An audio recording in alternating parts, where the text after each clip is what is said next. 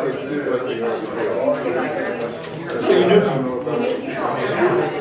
would do the same thing. She would look at the people that she knew for like a week here or a week there, and then she would do also a couch surf. Have you ever heard of We didn't do that, but I've heard of it. Oh, you have We heard did of not do that.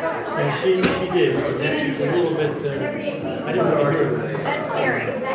Yeah. I'm thinking back to the day when I was, we used to get around with something. But that wasn't any better. Yeah, But she did all that took about a week or so. Like a full year. Durham in my pocket.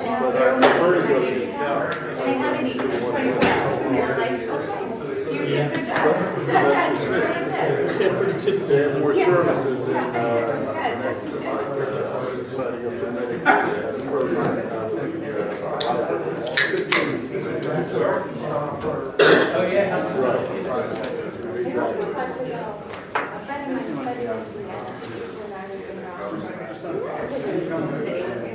That wasn't part of that field trip. Well, the cities have a lot of history.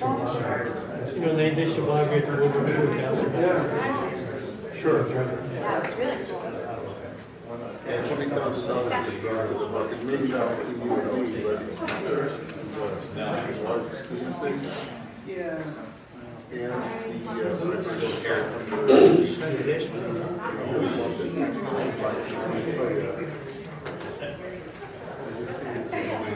We all miss them. the county and federal government. I knew that because my sister was the library. She's in Delaware County. Oh, yeah, that's right. So, Good. Bring it up. Yeah, it doesn't hurt, right?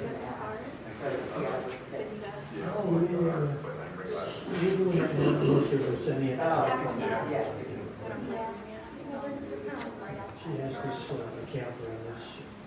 Yeah, I love this one. It's really cool. Yeah. Just use it to do this stuff. that's my answer.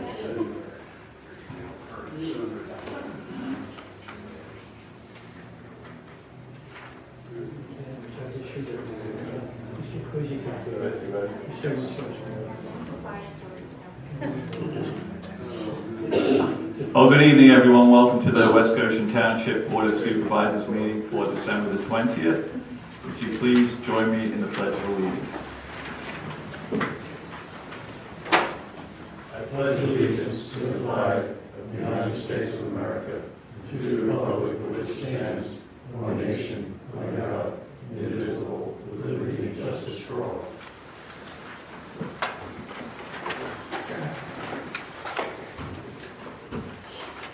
Thank you, everyone. Please be aware this meeting is being live streamed on the Township YouTube channel, and also the meeting may be audio or video recorded by people present in the room. The first item of business is public comment. Is there anyone attending the meeting who would like to ask a question or make a comment or have some new business to raise? Note that there will be an opportunity for public comment on all agenda items at the time we discuss them. So is there anyone with some new business or any questions? Doug?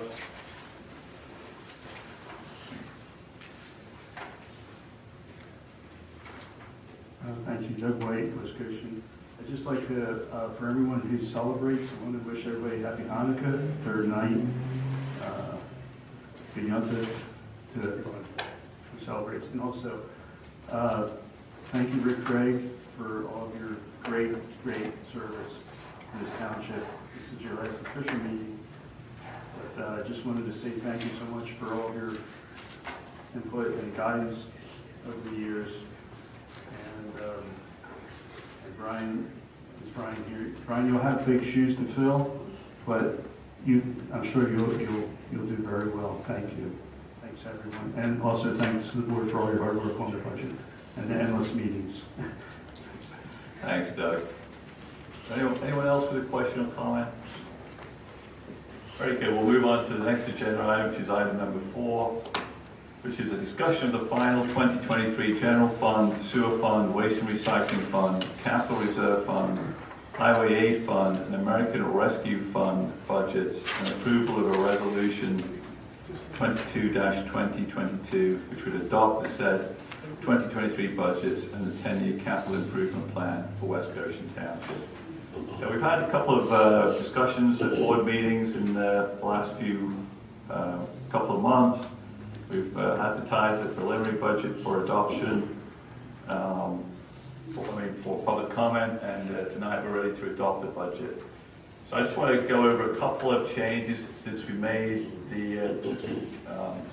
put out the preliminary budget to the final budget, and Christine, hopefully you'll help me with these a little bit if we need any help.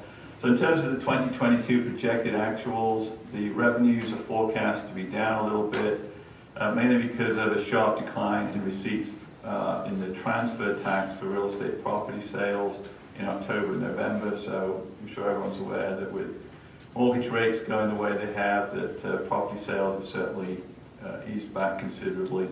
So that has declined a little bit, and Christine has therefore forecast a lower revenue overall for that item. On the expense side, we're a little bit above on some expenses, mainly a look at where we are with some professional fees for the zoning hearing board, some police overtime, and some stormwater services bills. So overall, though, the projected actuals are fairly close or in line with where we expected to be, so no significant change. In 2023, the movements in that from the preliminary budget are those that we discussed in the public meetings that we've had, namely let me just go through these, namely the removal of the EV charging station at Lambert Park. We have reduced the size of the transfer to the capital reserve fund from the general fund, which would therefore result in a lower balance in that fund at the end of 2023. And there's some other minor changes that have been included as well. Again, none of these are significant relative to the overall budget, except for the ones that we've previously discussed in these meetings. So I think that's where we are with those. In terms of the budget documentation, Chris put forward an excellent summary here of in his comprehensive budget letter that describes the financial performance of the township in 2022, the budget setting process that we used for 2023, and he also includes an analysis of each of the township funds. So that's kind of an update from where we last discussed the budget. Does the board have any questions at this time about the final budget? I have a question here. I'd asked this before, but I just want to have further discussion, maybe put more meat on it. But last year's budget, 2022, we projected a deficit of $708,000. But we're finding that at the end of the year, the actual revenues which exceeded the budget by $3.2 million, which is pretty significant. So we kind of missed the mark there pretty well.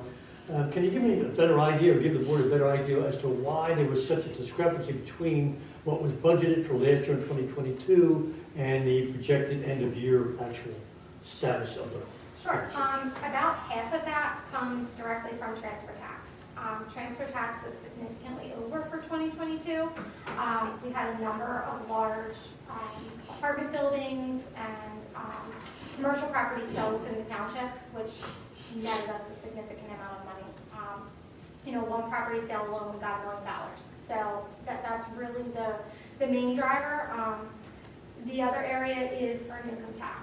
As we've talked about a little bit before, earned income tax is sort of difficult to predict right now, difficult to trend with the new Woodlands development coming in. We have a lot of new residents moving into the township, and therefore a lot of new incomes coming into the township and being taxed. So the number that we used in the 2022 budget was provided to us by Keystone Collections, who does our earned income tax collections, and that was based on the information that they had at that time, and it just ended up being a little bit off based on the movement that we're seeing within the township. Our real estate taxes are also a little overall as well, and that also has to do with Woodlands. There's a number of new homes coming in, and for a good part of 2022 we really saw those home values very high, so that brought in additional real estate tax revenue. And then we also saved money in some areas. We had a number of salary restructurings that lowered our expenses. our liability insurance, we remarketed that policy this year, which saved us a significant amount of money as well. And we also saved some money in areas of professional services. So that's really the makeup of what, how we got from that deficit to the surplus.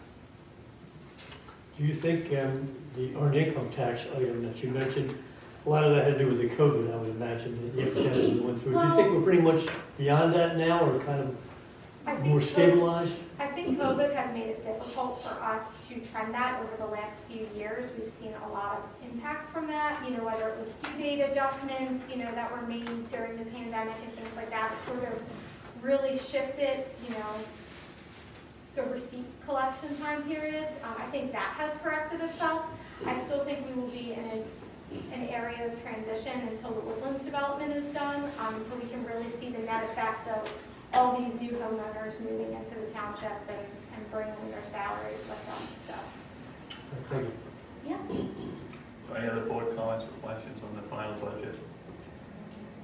Any public comments or questions on the final budget? Doug? Do we still have the library donation at $20,000? Yes, we do. Any other comments or questions? Very good. I'm going to make a motion to approve resolution number 22, 2022. I'm going to read it out and then I'll see if there's a second for this. Be it resolved and enacted, and it is hereby resolved and enacted by the Board of Township Supervisors of the Township of West Goshen, County of Chester, Commonwealth of Pennsylvania, that for the expenditures and expenses of the fiscal year 2023, the following amounts are hereby appropriated from the fund equities, revenues, and other financing sources available for the year 2023 for the specific purposes set forth below, as well as adopts the West Goshen Township 10-year capital improvement plan and financial projections by reference.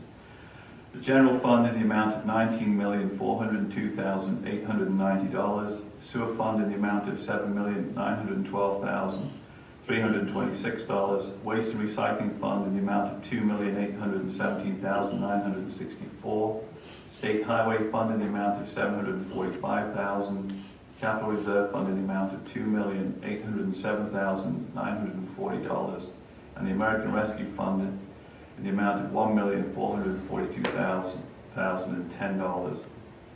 Is there a second to the motion? Second. Do we need a total in the motion?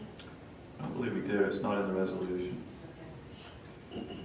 Thank you, Tina. Okay, we've had a motion and a second. Is there any final comment? Any questions or comments from the board on the resolution? Thank you for your comment. No? Is there any public comment or question on the motion? Very well, we'll take a vote. All in favour say aye. Aye. Aye. All opposed say nay. The motion passes 5-0. Thank you. 4-0. Thank you, John. Okay, so next is that's associated with the budget is the discussion and possible approval of Resolution 23, 2022, which is the resolution to adopt the 2023 real estate tax millage rate of 2 mils. And Chris has provided a memo for this section. Chris, do you want to just explain this resolution? Yes, Mr. Chairman. So before the board this evening is Resolution 23-2022, which will set the millage rate at 2 mils for tax year 2023. As discussed during the budget presentation and outline, this rate remains unchanged for 2022. I would like to note the following. In the memo provided to the board, I did provide a breakdown of the different property tax millage rates. So the township's tax on a tax millage on a total property is about 7% of the total tax bill, and the tax rate approved by the board would be relatively comparable in terms of the average based on an assessment of Chester County municipalities. Thanks, Chris. Okay, I'm going to make the motion then to approve resolution number 23, 2022. Is there a second? I'll second. Thank you, John. Is there any board comments or questions on the motion? Any public comments or questions on the motion?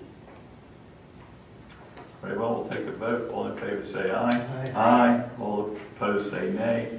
The motion passes 4-0. Thank you. Moving along, we're on to item number 6, which is discussion and possible approval of the collective bargaining agreement between the West Goshen Township and West Goshen Police Officers Association for the years 2023 to 2027. So previously the board had reviewed the Memorandum of Understanding with the West Goshen Police Officers Association that memorialized the negotiated terms, and that has now been incorporated into this new collective bargaining agreement that is before the board this evening. Are there any board comments or questions on the CBA? I just want to commend Chairman Shaw and also Tina Marie Smith, two board members who represented the township and the board and negotiated. You guys did a fine job. Thank you, John. I'd like to also thank the Police Officers Association, the members who negotiated this contract with us. Although the negotiations obviously are what they are in terms of people's positions, I believe that everybody went through the negotiation with good intentions and that the outcome is reflective of a fair compromise between both parties involved. Are there any public comments or questions on the agreement that's going to be made between West Goshen Township and the Police Officers Association? Very good. Then we're looking for a motion to approve the collective bargaining agreement between West Goshen Township and the Police Officers Association for the years 2023 to 2027. Thank you, Ashley. Is there a second? I'll second that. Any final comments or questions from the board? Any public comments or questions on the motion? Doug? Is there any modification to the job arrangement? There is none. Any other questions or comments? Very good. We're ready to take a vote. All in favor say aye. Aye. All opposed say nay. The motion passes 4-0. Thank you. Next is agenda item number 7, which is discussion and possible approval of ordinance number 9, 2022, establishing a volunteer service tax credit program pursuant to Act 172 of 2016. And Kristen, I believe you'll give us an update on where we are. So this is an ordinance that my colleague Ari Christos has worked with Chris Batshore on, as well as your commission. And there's a state law that allows municipalities to offer tax credits against the real estate tax or the earned income tax to people who are volunteers in fire departments, emergency fire departments, or EMS departments. The state law does require that the tax credit be adopted through an ordinance, which is why we had to prepare this as an ordinance hearing. We had to advertise tonight's hearing in the Daily Local News, and we also sent a copy of the ordinance for public inspection to the law library and the Daily Local. And the board chose to offer a tax credit to eligible volunteers, which is something that's defined in the ordinance. 100% of their real estate tax, they'd be eligible for a tax credit if they meet the qualification requirements for each participating organization, and a maximum of $500 credit against their earned income tax. The ordinance establishes that, the ordinance establishes the program. The subsequent resolution establishes what the actual total amount of the credit could be. And that was done in the event that the board chooses to amend that in the future. You don't have to advertise the hearing. In preparing for tonight's hearing, I went back and just reviewed the state law and recognized that, and I noticed this before, and I forgot to strictly adhere to it, but the state law specifically says that before the board adopts the ordinance, you have to hold a public hearing, and the public hearing has to be 30 days after the advertisement is run. There's no requirement, it mentions public notice, but it doesn't define public notice, so I followed the requirements that I always do for a zoning ordinance amendment. And I will tell you the Second Class Township Code only requires an ordinance hearing to be advertised 7 days prior. So oftentimes it's difficult to recall all the different dates in terms of when things be advertised. So my recommendation is that the board discuss this, take public comment, but not adopt it until after that 30-day time period has expired. I don't believe anybody would challenge this, but it's not worth it. As long as you have it in place for under your own ordinance, the board will have to take an action to approve each volunteer's application by March, so you'll still have sufficient time to be able to do that. Okay, so you're saying we really should not adopt this until that 30-day period is expired, which would be by January 3rd or? It would not. The first advertisement was December 5th. December 5th. So it would be your January 17th meeting. Okay. And I also would then table your resolution because you really don't need the resolution unless you get the ordinance in place. Well, in this ordinance that we're considering here, it says This is in section 74-58, on or before January the 15th. Right, and I told Mr. Bayshore that what you could do is you could still have, there's no reason to think that you're not going to adopt this. You could tell the organizations, please proceed to collect the applications. We'll have those applications in hand. Do it by January 15th, that's fine. You'll still have the time to review those applications and make a decision on whether or not any volunteer that applies is eligible for the credit by the time stated in the ordinance. Okay. Any other questions for Kristen on this? Well, Kristen, this language has not changed in the ordinance. I know we changed the resolution language based on the eligibility criteria last time we discussed this. It just has been updated. So, but this ordinance, draft ordinance, has not had any language changes since we last looked at it. Not since I think in the November meeting you talked about it, and we pulled out of the ordinance the actual amount of the credit and put it into the resolution. Those are the only changes that were made. Correct. Okay. Another question here. It also states in that same section there that is so directed by the township manager, volunteers shall complete such application in a form published. Do we have such a form developed, Chris? We do not have one developed yet. We don't need to, correct? I don't believe so. I believe Keystone, who does our earned income tax, I believe they already have a form. If I'm remembering my research correctly, a lot of people said they get it from Keystone and just utilize their form. So I'll contact, knowing that the intent of the board is to adopt, I can contact Keystone and get that in motion. Well, and this is for each volunteering organization. It says volunteers shall sign and submit an application for a qualifying volunteer to the chief of the volunteer's respective department. And that's for the form that we might develop if we so desire. So we don't need to do that, it's just we have the option to do it. Correct. Okay, so as long as the volunteer organizations understand that, and we're relying on you to get that notarized list to the board by January 15th, by whichever form you feel. You're going to need certain data on that form, like property tax numbers, also social security numbers, correct? I'll check with Keystone. On the EIT, I'll check with Keystone. I don't think you're going to need social security numbers. I'd rather you not have that if you don't need it, I can check with Keystone and follow up with you. The Follow up with all the providers. And the form may be different because each organization has its own qualifying information, qualifying criteria. Yeah. So, and they may, that should be easy enough to model Keystone's form and then adopt it to each of the organization's criteria. That should not be difficult. And as it relates to the real estate tax credit, the tax parcel ID, UPI numbers, those are all public information, so we could certainly provide that information to anyone who would be eligible. And I think the way that's going to work, as previously discussed, is I think they're going to have to pay the tax up front and then get a refund. And there's also a form that the chief of police or fire chief needs to have a log to maintain all the names and their hours. Right. That has to. Just to make it easy enough for you so that you aren't encumbered with a lot of extra paperwork. And one of the good things is we don't necessarily have to reinvent the wheel since we're about the 9th municipality that has this program, so I'm sure we could utilize something from another municipality. The first time around, it'll be a little bumpy, just figuring this out, but the main thing we need from you guys is we need to get that notarized list by January 15th. Right, and has there been communication with these organizations letting them know that please process these applications? I mean, I haven't had any dialogue with them directly. I think they were waiting for this to get adopted. However, I can keep the administrative ball rolling so that we don't miss any deadlines. Okay, so I'm hearing that tonight we're going to table both the approval of the ordinance number 9 and the resolution number 24. And we're going to have it on the agenda at the January 17th meeting. So that's the process. I just want to check with the board that you are supportive of this volunteer tax credit so that they're not surprised on January the 17th. Is there any board member who is not in favor of moving this forward as intended at this time? Very good. So we're all set then. Chris, you can just make sure administratively talk to the fire companies to meet these deadlines that are expected.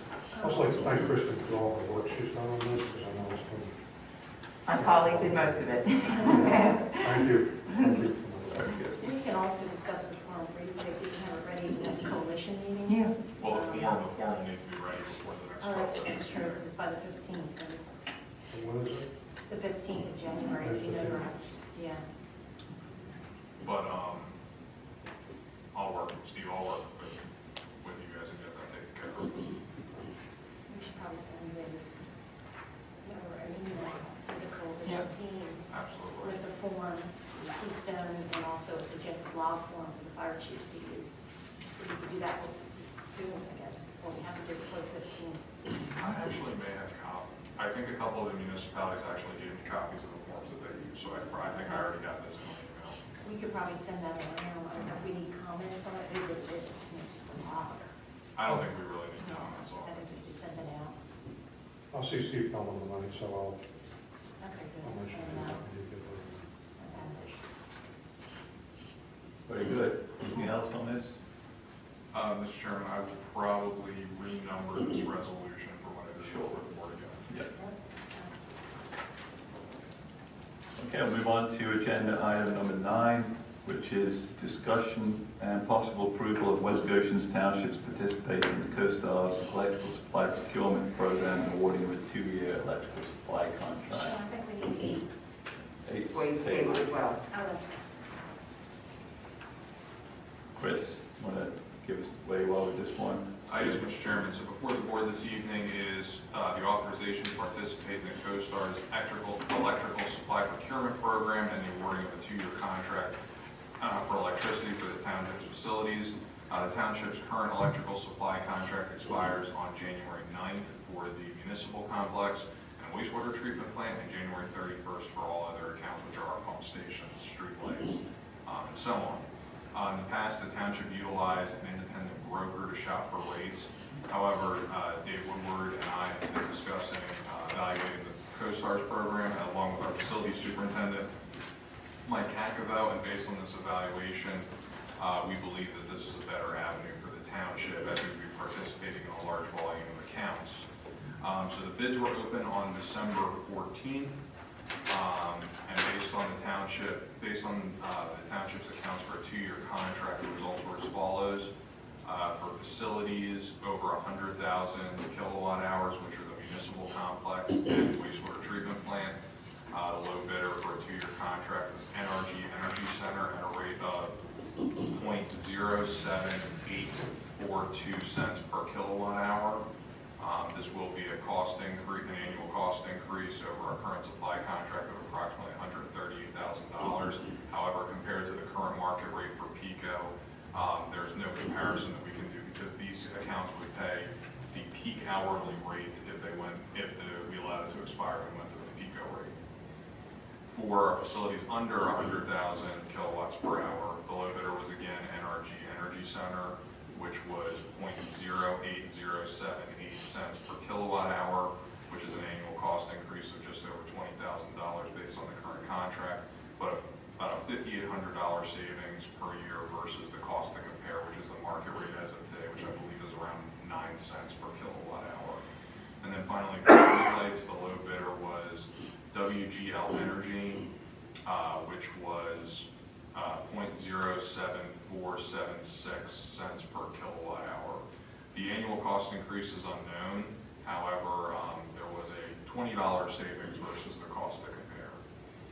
I think it's important to note that in this bidding process, we were the only participant in PECO's territory. The remaining were in PPL's energy territory, and the rates in PPL's territory were approximately 20% higher when compared to what was the result in PECO's territory. Additionally, since we recommend the 2-year contract because the township is seeking to undertake changes to the municipal complex, such as the installation of solar panels on municipal facilities to provide appropriate time to fully evaluate those options.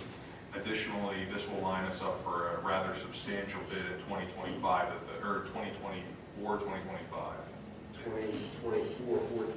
2024 for 2025 that CoStars is doing, so that's going to be rather sizable, and this will line us up to participate in that program. Additionally, subsequent to the preparation of this memo, I did do some additional research just to provide the board with some additional information. So if we had renewed, based on data I gathered from my colleagues, another municipality in Chester County recently renewed with Constellation for a 2-year agreement, which was 0.08621 cents per kilowatt hour for 2 years. So the rate that we're seeing, depending on our accounts, is about 6 to 10% lower. And then the prices that we received through the CoStars program were relatively comparable to what a lot of municipalities are renewing at. We're going through this process right now. The range that I received in my responses was 0.07203 cents per kilowatt hour to 0.08621 cents per kilowatt hour. So I think this is just the market that exists right now for electricity.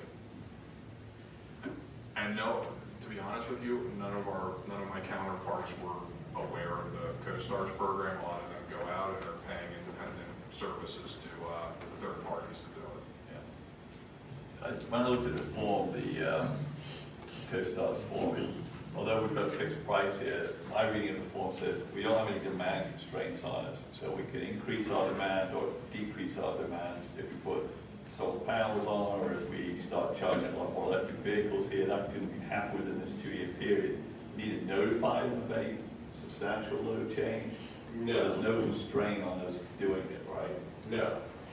The one question that came up, if we put electrical panels on here, is the net metering won't fall in, like NRG doesn't do net metering, PECO does. Okay. But We couldn't do that net metering until, but given the report, we're looking at 28% solar. So even on the best weekend day, the buildings are still being heated, cooled. PD buildings fully operational, 7 days a week. 28% of our power, we're not really going to see a lot of net metering, we don't think. so anything we would lose, generators above, we just so line it. Yeah. So if we did do that project in the next 2 years, it would really not be a problem. We don't think so. So if we increase our capacity, the rate will still stay the same over the 2-year period? Yes, correct. It won't affect any of that? We are fixed in and locking in at this price for 2 years. And then in terms, I did also look up, it's not really easy to compare, but I did look up the residential rate right now for a 2-year contract with Constellation, and it's around 10 cents per kilowatt hour. I was also surprised no one else in the PECO territory was in this bid process. So how extensive is PPL in Pennsylvania versus PECO? Is PECO just southeast PA? PECO is southeast PA, PPL is more Bucks County, Montgomery County, up that. And out of Pittsburgh, Yeah, Lancaster. out of Pittsburgh, the whole central western And I'm PA. not sure how far west they go, but I was shocked when we saw the numbers because PPL historically is cheaper than PECO. Does the board have any other questions or comments on this item? What was that number again, the per unit cost offered by Constellation if we renewed with them? You said 0.86? That's not what was offered to the township. I'm basing that off of information I received from another municipality. So their renewal rate was 0.08621 cents per kilowatt hour. And I think that we would probably seen a similar price. And what we're being offered here through CoStars is 0.08078, right? So it'd be less than that. Correct. That's only for our accounts that are over 100,000 kilowatt hours, which are the municipality. Wait, let me make sure. That's for our facilities under 100,000 kilowatt hours, so our pump stations, things like that. For our municipal facility and the wastewater treatment plant, it's 0.07842 cents per kilowatt hour. Do you have any idea or any way to find out what percentage of the electrical energy supplied by NRG would be from renewable sources? I don't know specifically for NRG, but in order to participate in this program, they have to provide a minimum of 10% of their energy generation for renewable sources. And you say there's going to be another time to bid this in the spring? There is going to be another bid in the spring that we can participate in to get renewable energy credits that will be retroactive to the start of this contract. So would we have to rewrite our contract that we're going to enter in now if we decided to go with another contract in the spring? No, I believe the renewables kind of attached to this one. This contract would still be in place, but we go out to bid and then say we're going to procure some renewable energy as well. You'll wind up paying a premium over that number. If we wanted to. Any other questions? Any public questions or comments on the CoStar's electric supply program or the procurement of the electric supply farm? Allergy, Doug? Is there any termination fee? If we decide to quit in the middle for any reason? I believe there is, but I don't remember what it is. Yeah, I don't think there is. It's a firm commitment to stay with them, the 2 years. I mean, you can't exit, but there'll be all kinds of penalties and fees and whatever they have to do to, fill your void on their demand. They would incur the cost of that. Okay, so the recommendation from staff at this point is that this is a good, relatively good deal, and that it sets us up for future success in a larger bid program within CoStars. We certainly should socialize this with our colleagues in the Westchester community, COG and township managers, etc., because I know a lot of them have either got their own cooperative initiative or doing it themselves. So this is the kind of thing where if we could align around a day, like the end of 24, get a larger bid process going, we're getting better pricing. So. Well, when we had the meeting, the other service was Lehigh Valley Housing Authority. Yeah. They were the other half of the bid with us, and they actually took a 2-year deal because they were all lined up with the larger bid in 2 years. Thanks, Dave. Okay, so thanks, Dave, Chris, and Mark for the work you've done on this. Mike, rather, for the work you've done on this. So, at this point, is there a board member willing to make a motion to approve the CoStar's electrical supply procurement contract for 2 years supply at the prices that Chris has mentioned? I'll make that motion. Thank you, Tina. For a second? I'll second it. Any further questions or comments from the board? Any final public comments or questions? So just to understand, if we don't do anything and you just go back to PICO, doing that will cost more than doing this? Significantly. And you'll be at the market rate for whatever happens until you decide you want to lock into a contract with someone. If we don't lock in for a contract, we're going to be whatever the electric supply market goes through. So this is the best, Okay, other public comments and questions?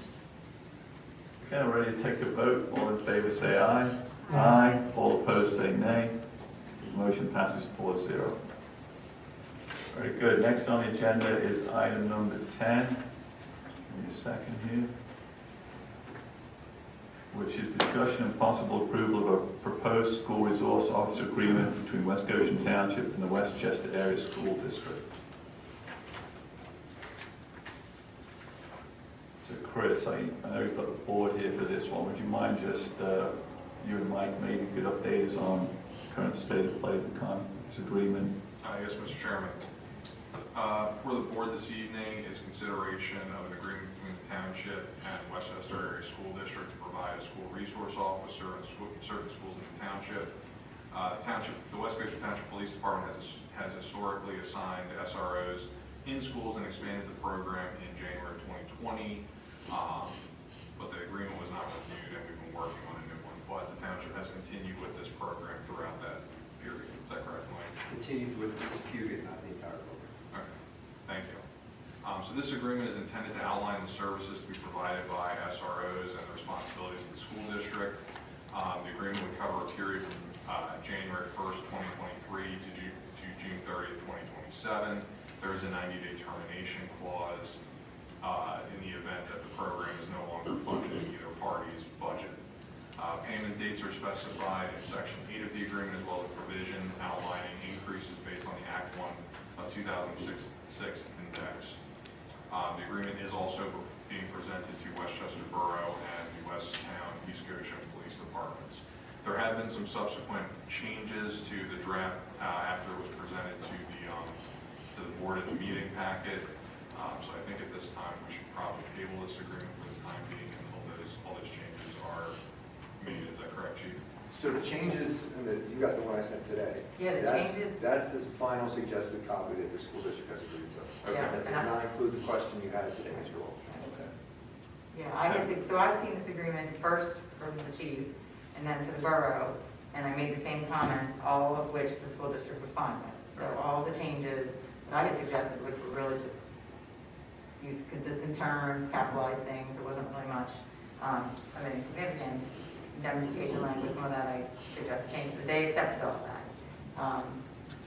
Unfortunately, when I edit the document, show them the changes, I want to use my document then, clean it, and for some reason, the school district wants he wants to be the author of the document. So when he's dealing with the borough in Westtown, where we go, sometimes he sends the wrong agreement, so it's been a little frustrating, but things will get there, and like, for example, the one that was sent to you still has the word borough in one paragraph, even though it should say township. So, anyway, we'll make sure that the one that you sign absolutely says township throughout, but yeah, this has been reviewed, and I think the language is good. Sean did bring an issue about clarifying the, I guess, the terminology in the payment term. Yeah.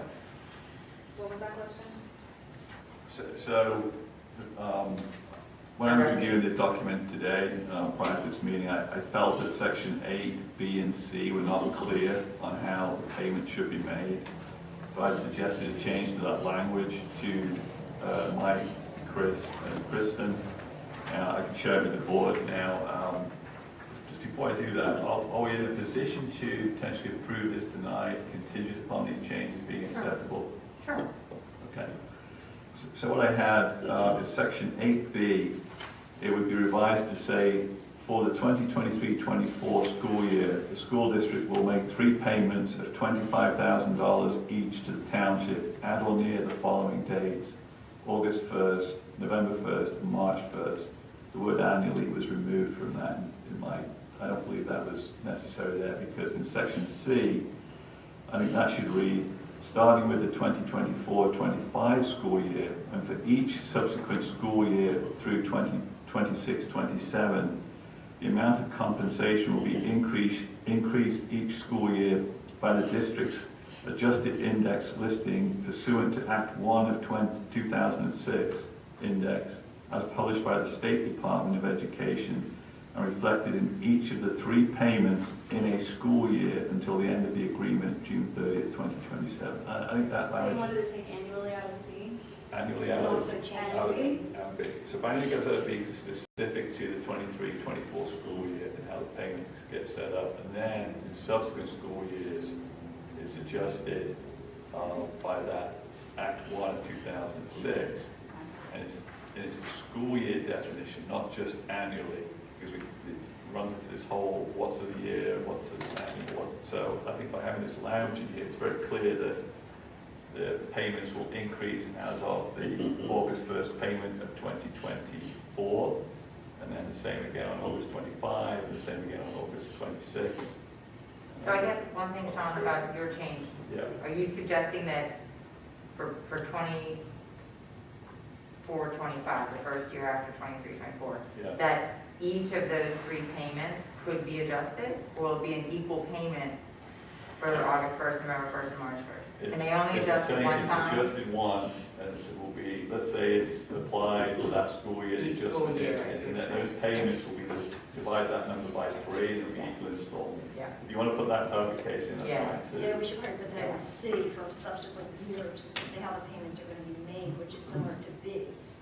Payments will be made similar to B Yeah. timeframes, Right. and we should incorporate that in C, Yeah.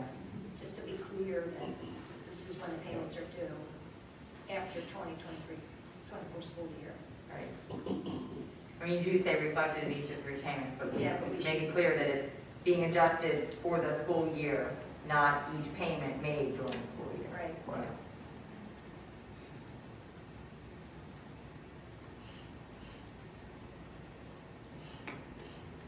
Something like equal payments will be made in the same time frame as outlined in paragraph B above, something like that. Yeah.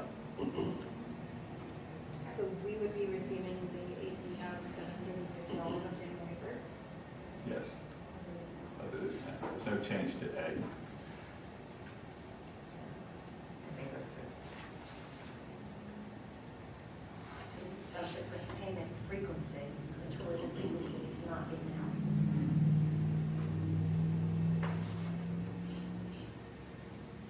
Okay. Okay with that, Mike?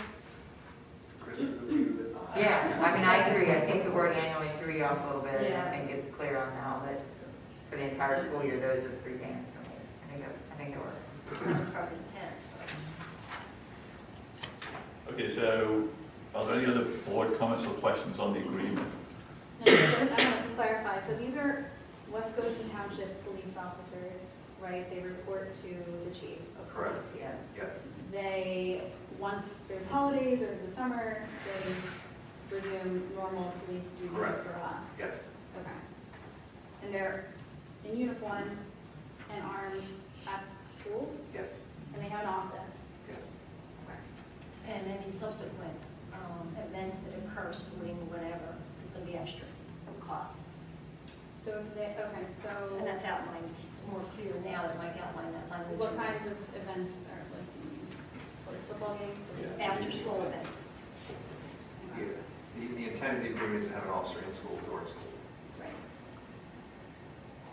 Right. But if, like in section 7A, if the SRO are requested to work on extracurricular activities, they have to get a 3-week advance notice from the school district to the chief in order for that to be worked into the regular working hours. Right, and I don't read it, Tia Marie, that if they want you to come to the East Fugit High School football game, that you're going to pay them extra. I think that's part of the 40-hour week, and I don't read 7A that way.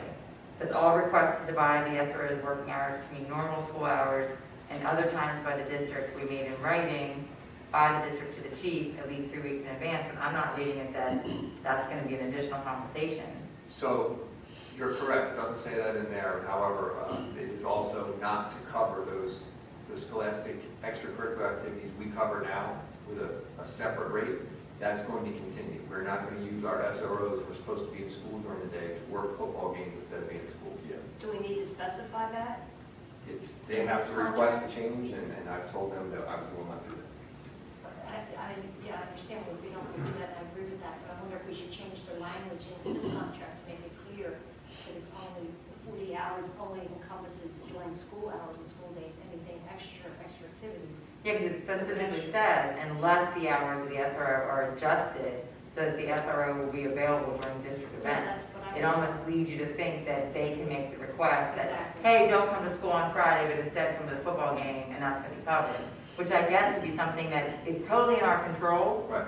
to say yes or no to. Right. And there may be an occasion where there's Yeah, it might make sense to do graduation that. where You it know makes what's sense, but going they have on to with some request it. situation that might warrant that that's a good idea to do, Right. so why not retain the flexibility? Yeah, as long as it has to be given 3 weeks in advance, and you get to say whether you're allowed to approve it or not. Okay.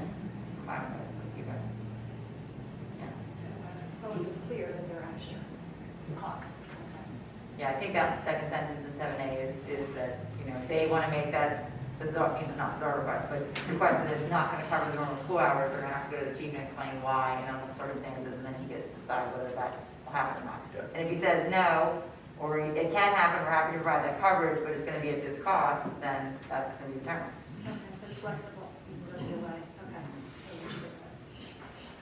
And also, another question on section number 10, on liability insurance.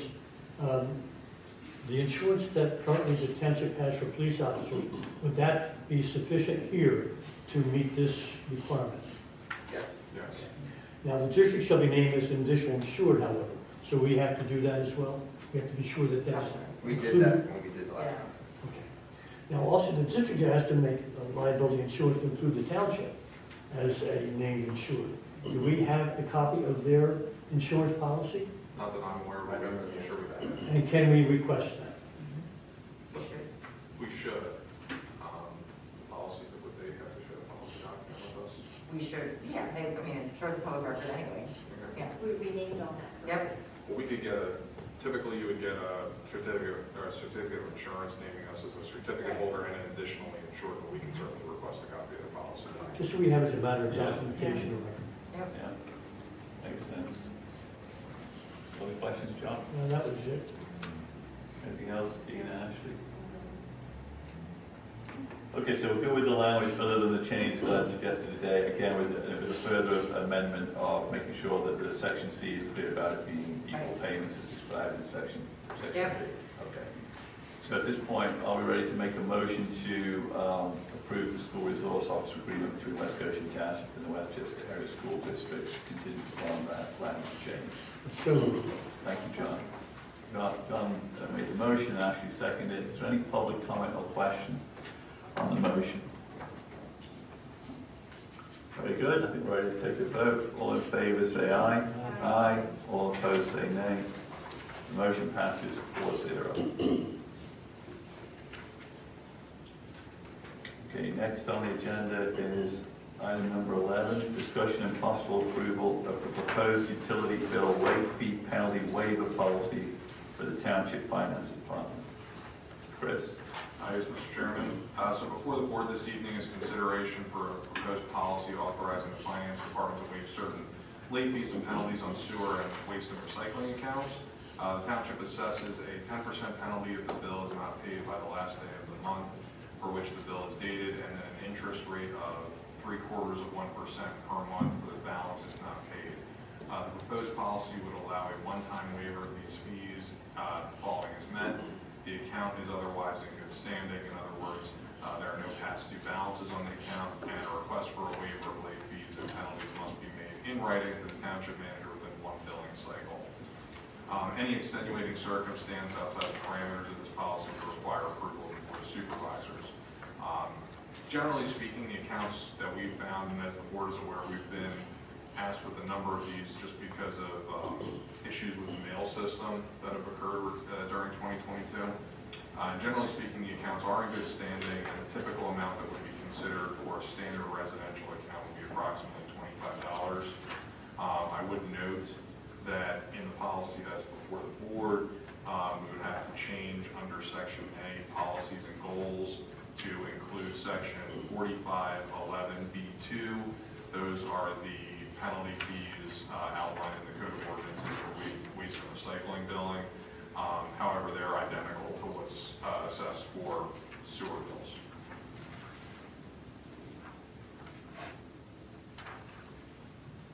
Thanks, Chris. There's language that's about within one billing cycle somewhere? Yeah. Yes. So is someone who's failed to pay on time contacted by the township about being late with their payment? Generally, if it's one time, no. However, once they get their next bill, I would consider that within one billing cycle, because Okay. once they get their next bill, they'll know. So that's still, so they see it on the next bill, that's still considered? I would consider that one billing cycle. Okay. What it's trying to avoid are the situations where someone just has their bill on like an automatic payment, they let it go for about a year, and then aren't contacting us. So question, so if you don't pay your bill, and then the next quarterly bill goes out, on that next quarterly bill, your interest and penalties will show up. So That's they'll correct. know by the time they get that second bill. Yep. Yeah. And that hopefully will prompt them to contact. Yes. Which is what happens today, really. That's generally what's been happening throughout the year. Could you just give us an update on the online bill payment and whether that, a couple of people had a problem, making an effective payment on that system? Is it I think we've looked user at, errors or is it a problem with the system? generally, I think it's user error from what I've found. We've actually have not had any real complaints or issues outside of one that the board is aware of. We did have a situation where we had an upgrade from Munis. The system was down for a couple of days earlier this week, but as of this afternoon, it is back up and running. But we haven't really received any complaints about the online system outside of one. In section, with the policies and goals, section B, says the request to waive late fees and penalties must be made in writing. That would also include an email, correct? Correct. Okay. So people think they have to send a letter, by the way, to the postal service, which may end up getting 2 weeks late, in the mail to you. I believe that, Mr. Hellman, I believe that would be counterproductive to the goals of this Exactly. policy. So as long as the email is okay, then we're okay. Email is perfectly sufficient. Good enough. Any other questions from the board? Is there any public comments or questions on this policy? Nate? Yeah, I just wanted to say, being that I've been a victim of the U.S. Postal Service for weeks on end, not receiving mail, I think it's great if we can give us a little bit of relief there. Thank you. Doug? Yes, I would concur, and to just encourage the residents to use the drop boxes here, and please avoid using the public mailbox on 5 Points Road in front of my office. Do not use that mailbox. I had checks stolen out of that. Over to the chief.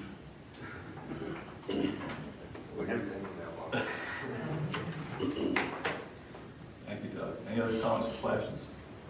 Okay, is there a motion to adopt the utility late fee and penalty waiver policy for West Goshen Township? I'll make that motion. Thank you. Any final comments or questions from either the board or the public? Okay, ready to take a vote. All in favor say aye. Aye. All opposed say nay. The motion passes 4-0.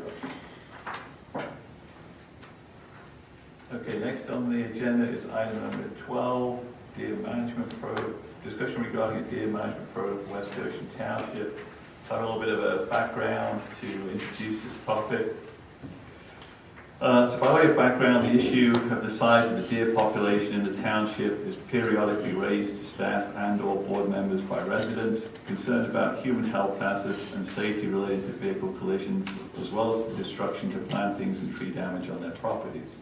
Recently, at our October 18th meeting, Natural Lands representatives presented the final draft of the management plan for the new park at the Woodlands at Greystone development that will be dedicated to the township in the near future.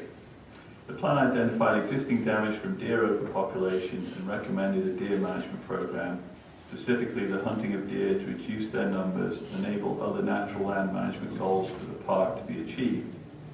At that meeting, board members expressed differing opinions on hunting as an option for deer management. Please note that deer hunting in Pennsylvania is regulated and managed by the Pennsylvania Game Commission and that the township has no jurisdiction over hunting on privately owned land. Therefore, this evening's discussion only concerns township-owned property. Most recently, a residential property owner on Basin Road inquired about the possibility of a deer management program on township land that is adjacent to surrounding properties in the area. To answer the question of what township properties are potentially viable for deer hunting, Rick Craig reviewed the parcels and assessed them against the safety criteria required for bow hunting. His analysis is included in the public information provided for this topic. Rick concluded that the township does not currently own a parcel with enough open space to make a deer management program with hunting feasible. However, he did conclude that a deer management program with bow hunting would be feasible for the new park at Woodlands at Greystone, and that deer management would be necessary to prevent ongoing damage to the desired regeneration of native flora on that land. So for our discussion this evening, there are two elements for our consideration. First, we can discuss what deer management options are possible on the current township properties if hunting is not feasible. And then secondly, we can continue to discuss whether the deer management option of bow hunting is something that will be desirable and supported or not by the board for the future management of the new park at Greystone. To set expectations, the board is not making any decisions this evening. We are just continuing public discussion on deer management options for the township property. So hopefully that's a good summary of where we are at this point in the conversation about deer management programs. So I'm just going to open it up for any comments from the board or staff relative to the existing properties that we have and what ideas we could have for controlling deer on those today. So this is not about the Woodlands at this point. This is just about the existing properties that we own. Does anyone want to kick off the conversation? Well, I'll just say this, I live close to Basin Road, and I've gone down into that area, and the deer are quite prevalent, needless to say, and I mean, literally, they just walk around without any fear of any, really humans, really. There's no hunting pressure. The only predator there is maybe a car, but otherwise, they're just overpopulating the area, and it's more so than I've ever seen in the 35 years that I've been living in that neighborhood. The deer are just exploding in their size of the population. So I don't know what can be done in that particular area, but it's going to get worse. It's not going to get better. Because quite frankly, we created a perfect smorgasbord for them in our shrubs and the grasses that we grow. So there's no reason why they're not going to increase in size in their population going forward. Well, so, can I respond? Yeah. I think that your choice of words was actually perfect. We created this situation. We being the township by our past choices, development of properties in West Goshen, and it's created an ideal space for deer to thrive, and that's what they're doing. I do believe there are alternatives to bow hunting or bringing in sharpshooters or anything like that. Number one, I feel like you have to remove their food source. So if we continue to plant arborvitae in new developments because we think it's pretty, the deer are going to come and they're going to feed on the arborvitae. That's just natural. I think that we need to move a little into the 21st century and realize that hunting near a large development and an elementary school and in a public park is ridiculous. And that's my honest opinion. And, deer might eat your plants, but they're not hurting anybody. They're animals. I think it's cruel to hunt them. And we don't live in the middle of nowhere. We live in a suburban community. I am absolutely not in favor of hunting deer on township property. Okay, let's focus on the first question which I have, which is, okay, accepting Rick's analysis that says no, but hunting is not feasible on any of the current township properties. Is there a deer management program that would potentially be effective in the Basin Road environment? What other options are there for deer management? I mean, what's talked about is the use of darts for the, what's it called? I'm not familiar enough with it right now. The crossbow? Not the crossbow, it's using darts to provide Tranquilizer? Tranquilizer. Contraceptives, that's the word I'm looking for. Contraceptives or fencing. Those are kind of two other options that are used to try to limit population growth. Does anyone have any experience of either of those or the kind of size of current properties that we have, like the Basin Road area? So I did some research from Pennsylvania Game Commission literature, and they do address fertility control agents. There's some problems with those. They're restricted use pesticides. They require federal and state permits. All treated animals must be marked. The cost is $500 to $1,300 per deer. Large populations of females in the range of 75% to 90% must be treated to stop or reduce population growth. Does not address existing population problems and may take a decade or more to have an impact on abundance. It reduces the rate of increase, but it takes a long period of time to get any decrease. So there are some difficulties with that method. Okay. Any other comments or questions from the board or staff? Well, I would like to hear from some of the other experts out there. I mean, obviously not here tonight, such as Natural Lands, Pennsylvania Game Commission, Sierra Club. They all have deer management programs or suggestions for that. And I think it would be worthwhile for the board to hear some other input from some of the experts in the field. Okay. Well, we received a message from PETA, who gave their perspective. Yeah. We also had a presentation from Natural Lands about what we're going to spend on a new park, whether it was a good idea to have deer. I also reached out to Natural Lands about a month ago, and I haven't heard back. So they haven't been. Well, they also declined not to manage the park for us. So how about some public comment on this? Is anyone here willing to have any comments or suggestions about deer management on township property? Yeah, I'm John Barrett, and I live on Basin Road, and I have some concerns. One of the things I wanted to respond to is this is a safety concern. It's there's there's a problem with deer ticks and with the diseases that the Lyme disease that it can cause, and to drive through that neighborhood anywhere near the Basin Road property that the township owns, it's perilous at night. There's deer up through the neighborhood and not in the woods anymore. and they have very little fear of humans. They just don't. I mean, a calling program, you know, it's not like hunting deer in Pennsylvania. These deer do not move. You can get within 15 or 20 feet of them before they even bother with you. It's just, and same thing on the roads. So I think it is a public health concern for many reasons. I think we need to figure out something. I know the Humane Society does support the anti-fertility program, PCP they call it. And it's been used throughout the country, sometimes with more success than others. Tufts University wrote a nice paper on it and supports the use of it. It's been used in New York extensively. But there's more than one way to skin a cat. So I'm hopeful that in future discussions we can come up with some kind of solution. Thank you. Yes, sir. Comment. I'm also on Basin Road, and I was just interested to know if the township, are they liable for any substantial damage caused by deer? No. I have a herd of 20 deer in my backyard.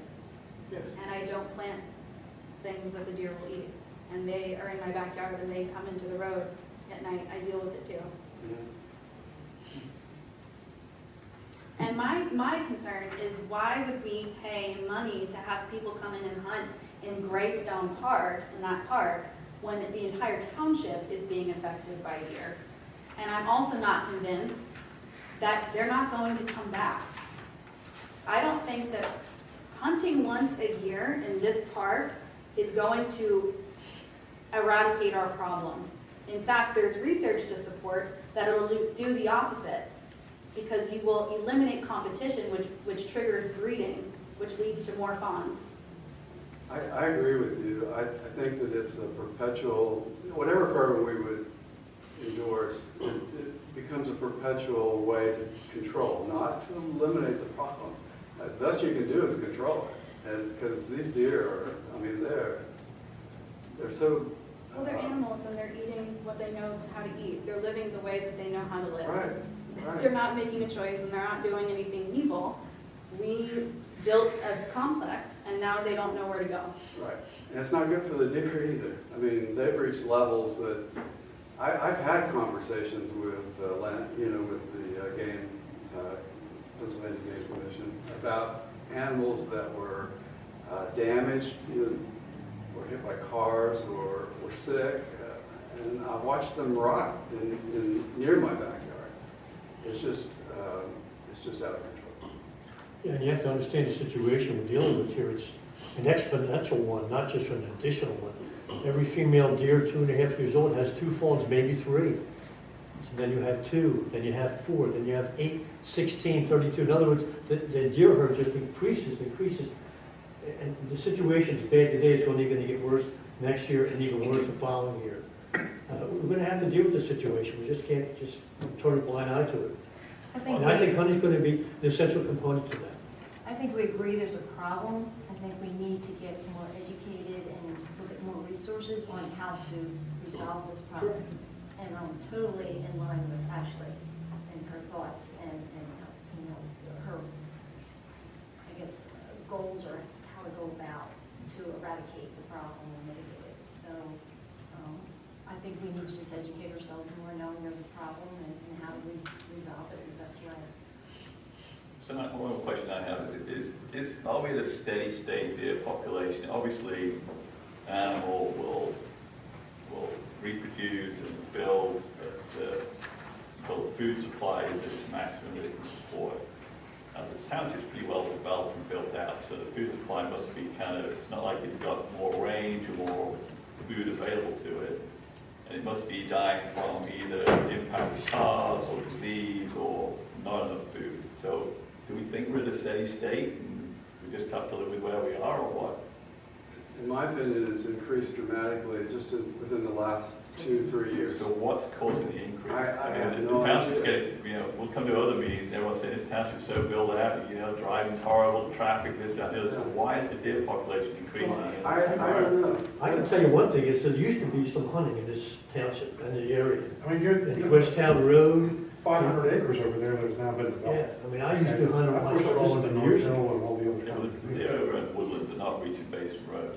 No, but Those deer have always been Yeah. They definitely move around too. They aren't the same deer every day. And I see deer 2-3 times a day in my yard and neighbors' yards. And they rotate. They're moving. What are they doing when you see them?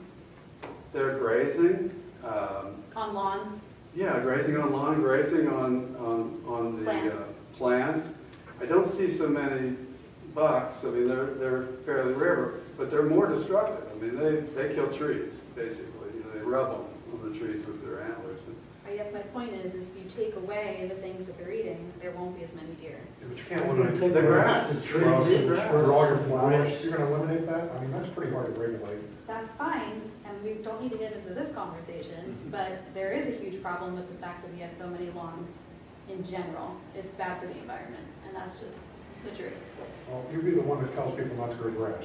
I think that's not doable. Yes.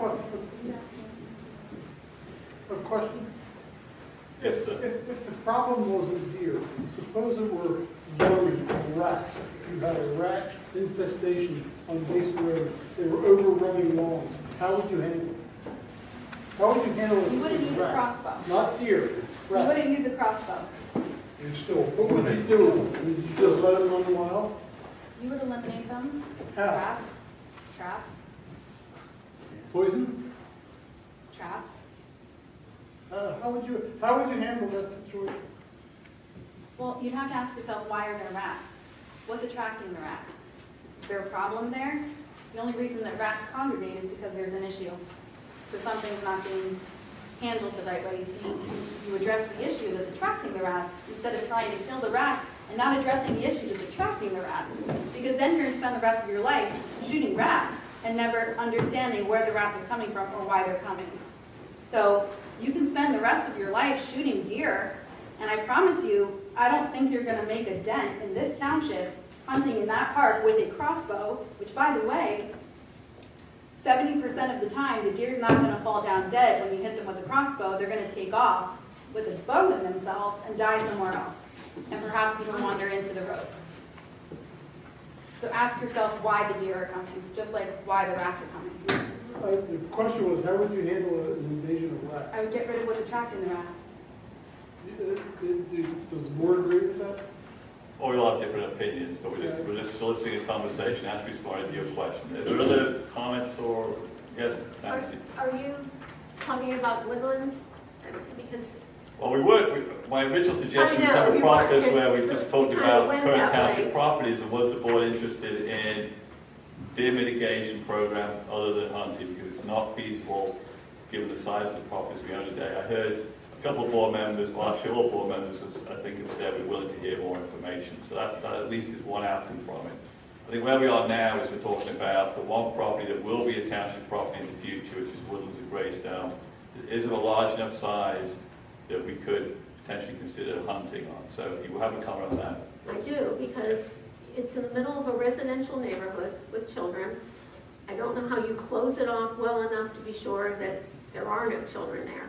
You don't own the road yet. When will you own the road? Well, what we've talked about as a board is that we would receive dedication of the whole park system, trails, and the road all at the same time. At the moment, we don't know when that's going to be. I just don't see that as being a safe thing. And who assumes the liability for that? Should the bows go here and there and everywhere, which you can ask the people in North Hills, I believe it is, who did have a program at one time, which they paid for, but the bows ended up all other places. I just don't know how you make that safe in that environment. It's in the middle of a residential area. Okay, thank you. I have a question. I noticed in our package, we have resolution from East Goshen Township where they have a deer management program in place.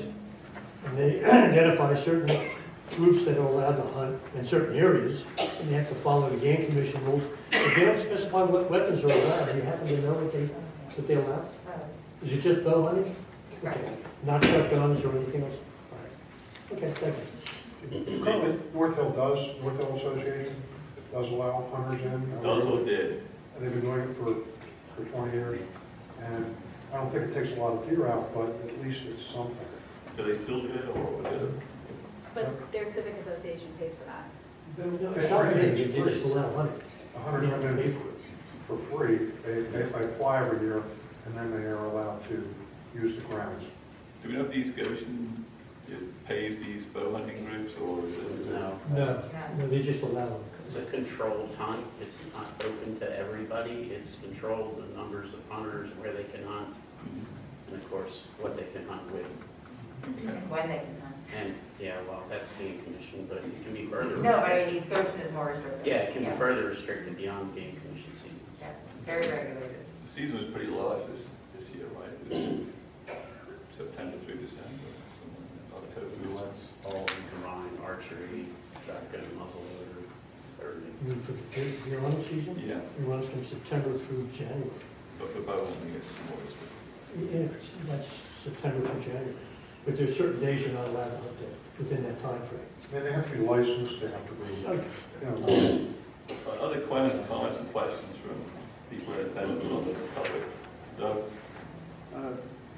I agree that there should not be hunting in the Jockey Park because of the population. But there was, the family did have hunters back there all in the 90s and in the 2000s hunting.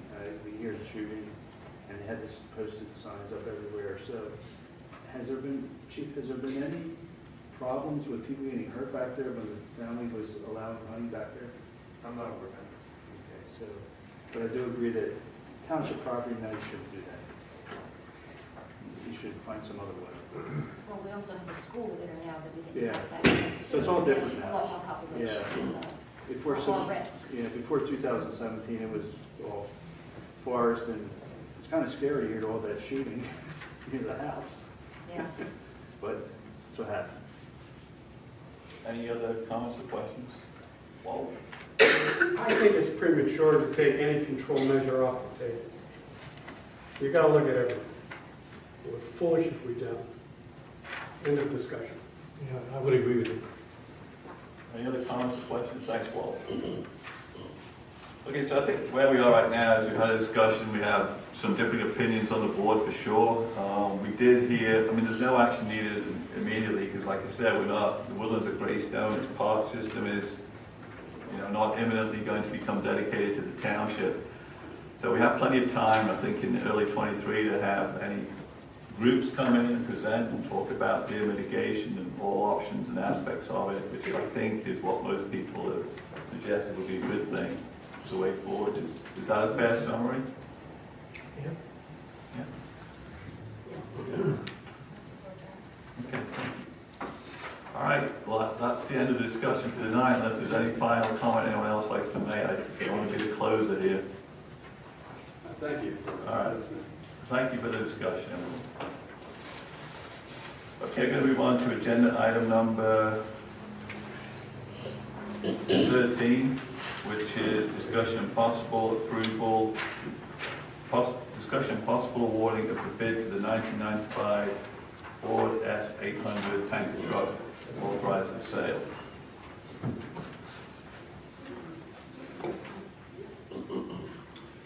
Mr. Chairman, the board this evening is consideration to award the bid for the 1995 Ford F-800 tanker truck in the Township Wastewater Department. This was authorized for sale at the October 18th meeting. There was a delay because we discovered a fuel leak that has subsequently been repaired prior to listing it for sale. The item was placed on the municipal website as discussed, with the bid opening on November 23rd and closing on December 14th. We did run a legal advertisement in the November 23rd edition of the Daily Local News as required. The winning bidder for the vehicle was Regan Wilson in the amount of $25,100. We did estimate originally the value between $12,000 and $15,000, so this is above our original estimate, and there were 70 bids that were received. So based on these results, I would recommend that the board award the bid for the 1995 Ford F800 tanker truck to Regan Wilson in the amount of $25,100 based on his bid of December 14th, 2022. And for the board's information, the total sales for the 3 vehicles that we sold this year has been just over $43,000. So it's like we're having success using municipal bid as a vehicle to get the best pricing for these items. I would say so. Any board questions or comments for Chris? Okay, I'll make a motion to approve the awarding of the bid for the 1995 Ford F800 tanker truck to Regan Wilson in the amount of $25,100. Is there a second? I'll second that. Is there any board comments or questions on the motion? Any public comments or questions on the motion? Okay, ready to take a vote. All in favor say aye. Aye. All opposed say nay. Motion passes 5-0. Next on the agenda is item number 14, discussion and possible awarding of the 2023 sludge hauling contract. Chris. Mr. Chairman, before the board this evening is consideration to award the township's 2023 sludge hauling contract. The bids were opened on December 13th. There were 2 bids that were received. The apparent low bidder is Charles Blazinski Disposal Company, an amount of $430 per load.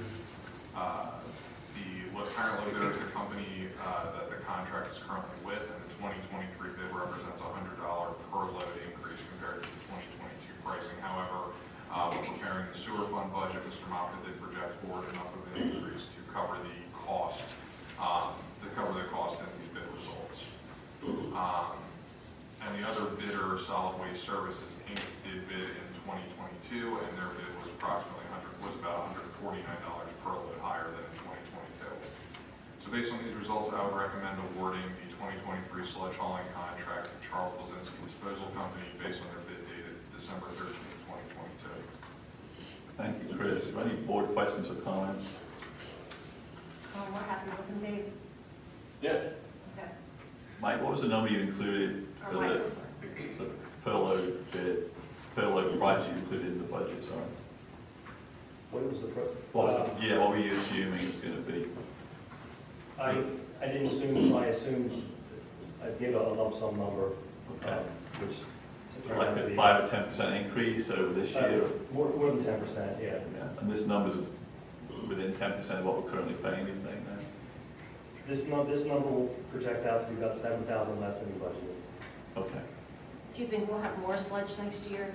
Or I'm hoping we'll have significantly less. That's what I'm thinking, yeah, last year, Right. because of the operations and all that system, okay. You're hoping we didn't assume that, right, in the budget? Is that what I'm hearing? No, I hope. Okay. Okay, well, I will make the motion to award the 2023 sludge hauling contract to Charles Blazinski Disposal Company at a bid price of $430 per load. Is there a second? I'll second that. Thank you. Is there any other comments or questions from the board or the public? Just curious, I mean, we have 2 bidders here. How was this opportunity put out there to for people to become aware of, to be able to bid on it? We used Penn Bid this year. Pardon? Penn Bid. Okay. Is there any way we can, in your mind, do you think maybe we can increase the potential pool of bidders, maybe make it more competitive? I mean, this price looks like it's pretty decent compared to the other person who submitted a bid, but, I mean, is there a chance to get more than just 2 bidders or something like this? Well, that's why I utilized Penn Bid this year, hoping to get more bidders, and on Penn Bid, there was 78 other vendors that were interested, but they just didn't bid, so we're going to reach out to them and find out why. Okay, that'd be a good exercise to find out why they just even went to the trouble. Do you think we'll have more problem next year because of the decrease in sludge also, with getting contractors to bid even more so? No, we're not going to decrease that much because we are producing more sludge, but I'm hoping that things can even out a little bit and decrease a little bit from this year. We're still going to have a significant amount of sludge. Okay, enough for them to make it worthwhile a bid on? No, it's not going to be. Any other questions or comments from anyone? Doug? What causes an increase or decrease in the sludge? Well, this year it was because we were running the Comag system for the first time. It wasn't as efficient as, a lot of things are happening at the plant. So we're mixing some different polymers so the sludge doesn't settle out as well, and then the digesters are affected by that, so that microorganisms aren't as effective digesting the sludge. So there's a lot of different things that have been happening this year. Hopefully we can stabilize next year and be more efficient with the sludge digestion and removal. So a decrease in sludge is a bad thing. Is that true? No, we want to keep all of our sludge, but we want to digest it in the digesters so that we have to haul out less. That makes sense. We want the microorganisms to do all the work for us, to break down the solids. Okay. We were doing a lot of experimenting with the Comag system, and so it, until we got used to it, it was creating more sludge. So the goal is to have less to haul with all the other. Right, we want to keep all the sludge, take all those solids out of the wastewater, and then remove it in the plant with the bacteria, and then have less to send out to the landfill. Any other questions? Okay, ready to take a vote? All in favor say aye. Aye. All opposed say nay. Motion passes 5-0. Next is item number 15, discussion and possible awarding of the 2023 polyaluminum chloride contract. Chris. Yes, Mr. Chairman, before the board this evening is consideration to award the township's 2023 polyaluminum chloride contract. The bids were open on December 13th. There was one bid received as follows from Univar Solutions, Inc. at $3.5522 per gallon. This is the current provider of this product to the township, and the per gallon price represents a 0.6758 cents per gallon increase compared to the township's 2022 pricing. Speaking with Mr. Maffa, he budgeted for 142,000 gallons in 2023, which would result in an estimated cost of just over $500,000. He did update the budget, which was adopted earlier this evening to reflect the bid results prior to the board's consideration. So based on these results, I would recommend awarding the 2023 polyaluminum chloride contract to Univar Solutions, Inc. based on their bid dated December 13th, 2022. And much like with the sludge hauling contract, we utilize Penn bid for this bidding process as well. Thanks, Chris. Is there any questions or comments from the board on this bid? Yes, Mike, what percent increase or decrease is this bid over from last year? About 23.6% increase. Mike, is this the only bidder for this particular type of pack? Yes, again, there were 7 or 8 other suppliers that didn't bid, so we're going to contact them and find out why. I remember last year, I think we only had one bidder again. Same one. Same one. How many gallons did we have this year? 22. Well, recall, we only ran the system for about 10 months. Yeah, that's true.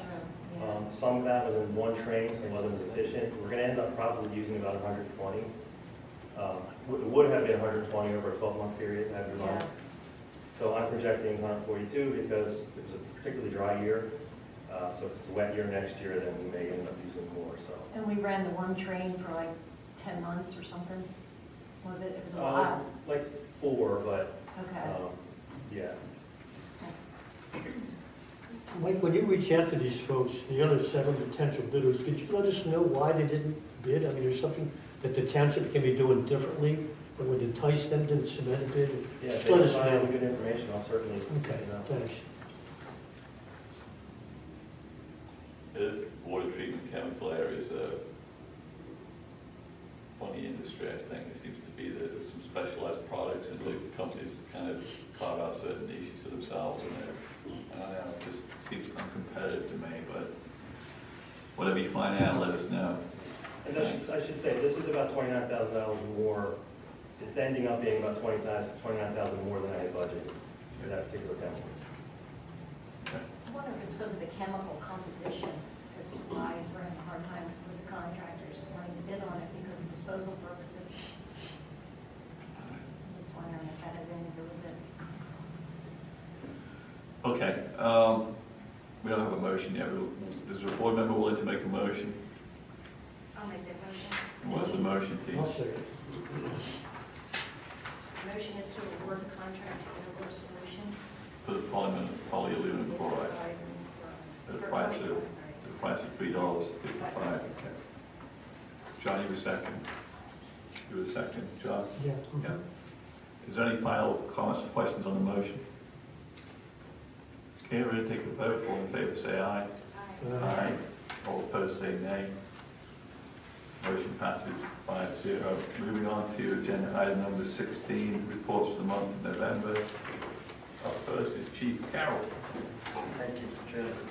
For the month of November 2022, the police department responded to 2,101 calls for service, 45 of which were alarm calls and 5 of those alarms were valid. We responded to 79 accidents, 28 of which were reportable accidents, and we drove a total of 19,048 miles. We also performed 28 assist calls to other departments for a total of 12.2 hours of service, and we received 31 assists from other agencies for a total of 55.65 hours of service. In the area of training, we conducted our normal Lexipol and Act 1, and finished up our Act 180 trainings. Our emergency response team did its normal monthly training. The department completed its control tactics and fall range qualifications for the year. Sergeant Sedlak completed his command and leadership training. Sergeant Taylor, Officer Ash, and Officer Needham went to a female first responders course. Officer Kenna attended active shooter training. Officer Manko attended statement analysis training. Lieutenant Cotter attended FBI LEDA training, and Detective Sergeant Maurer, Detectives Cuddy, Edwards, and Torres all attended a Google Snapchat data use training. That is the report from the police department for November 22. I'll take any questions. I noticed that, Christie? Yeah, go ahead. I noticed that monthly alarm activations, Dewey Kyle a lot this month. What's going on there? They kept setting off their alarm. Okay, We responded. false alarm. I think it did have it, but it was kind of, I believe they got it corrected. Did they? It was up through 11:28. This, 3, 4, 5, 6. oh, that's not so bad. Andy Holmes topped in a couple of times. How's it going with the recruitment for an additional officer? So the date to get in your resume has passed last Friday. We've got a total of 35 resumes, which in years past isn't that high from the current state of things. And we've talked to other departments around us, it's very good. And so we'll be sending invitations to all of those candidates to attend our PT test, which will be in January. Sure. Just remind me what the process is after the PT test. After the PT test, those that pass will be invited to fill out our background information and be invited to interviews. And you have a target hire date in mind? For our discussions with the board earlier, we're looking at the beginning of it. Okay. Any other questions for the chief? And there's a PT test involved with this process, right? What is those dates for the physical therapy or the PT test you're going to give? It's going to be over at the Westchester University? Yes, sir. It'll be at the gym at Westchester University. I believe it's January the 14th, if that's Saturday.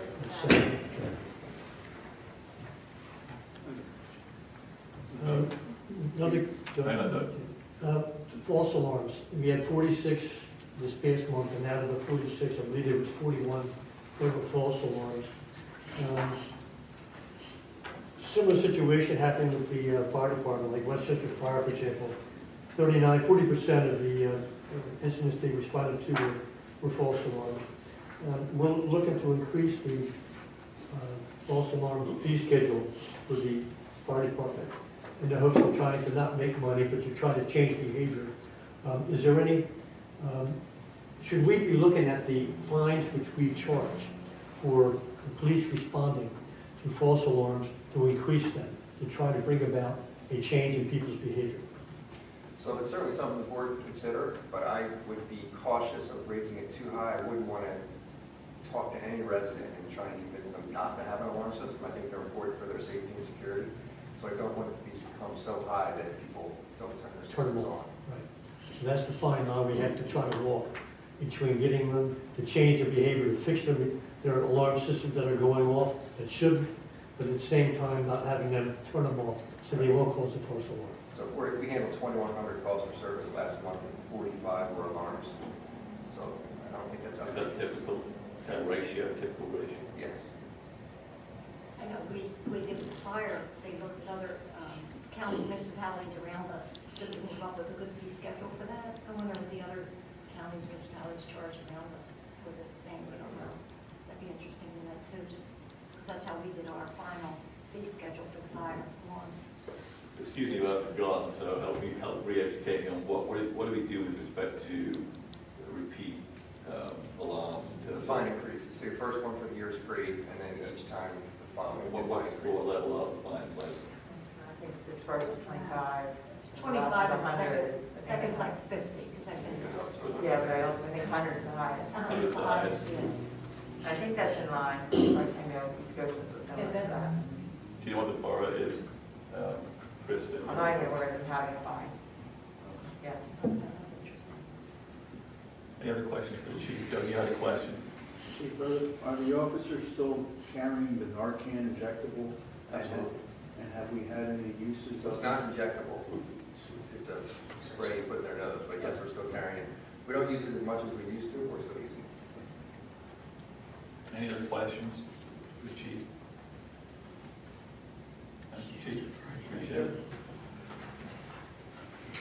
Okay, next up is Board of Supervisor announcements. Let's start with that. Tina, would you like to go first?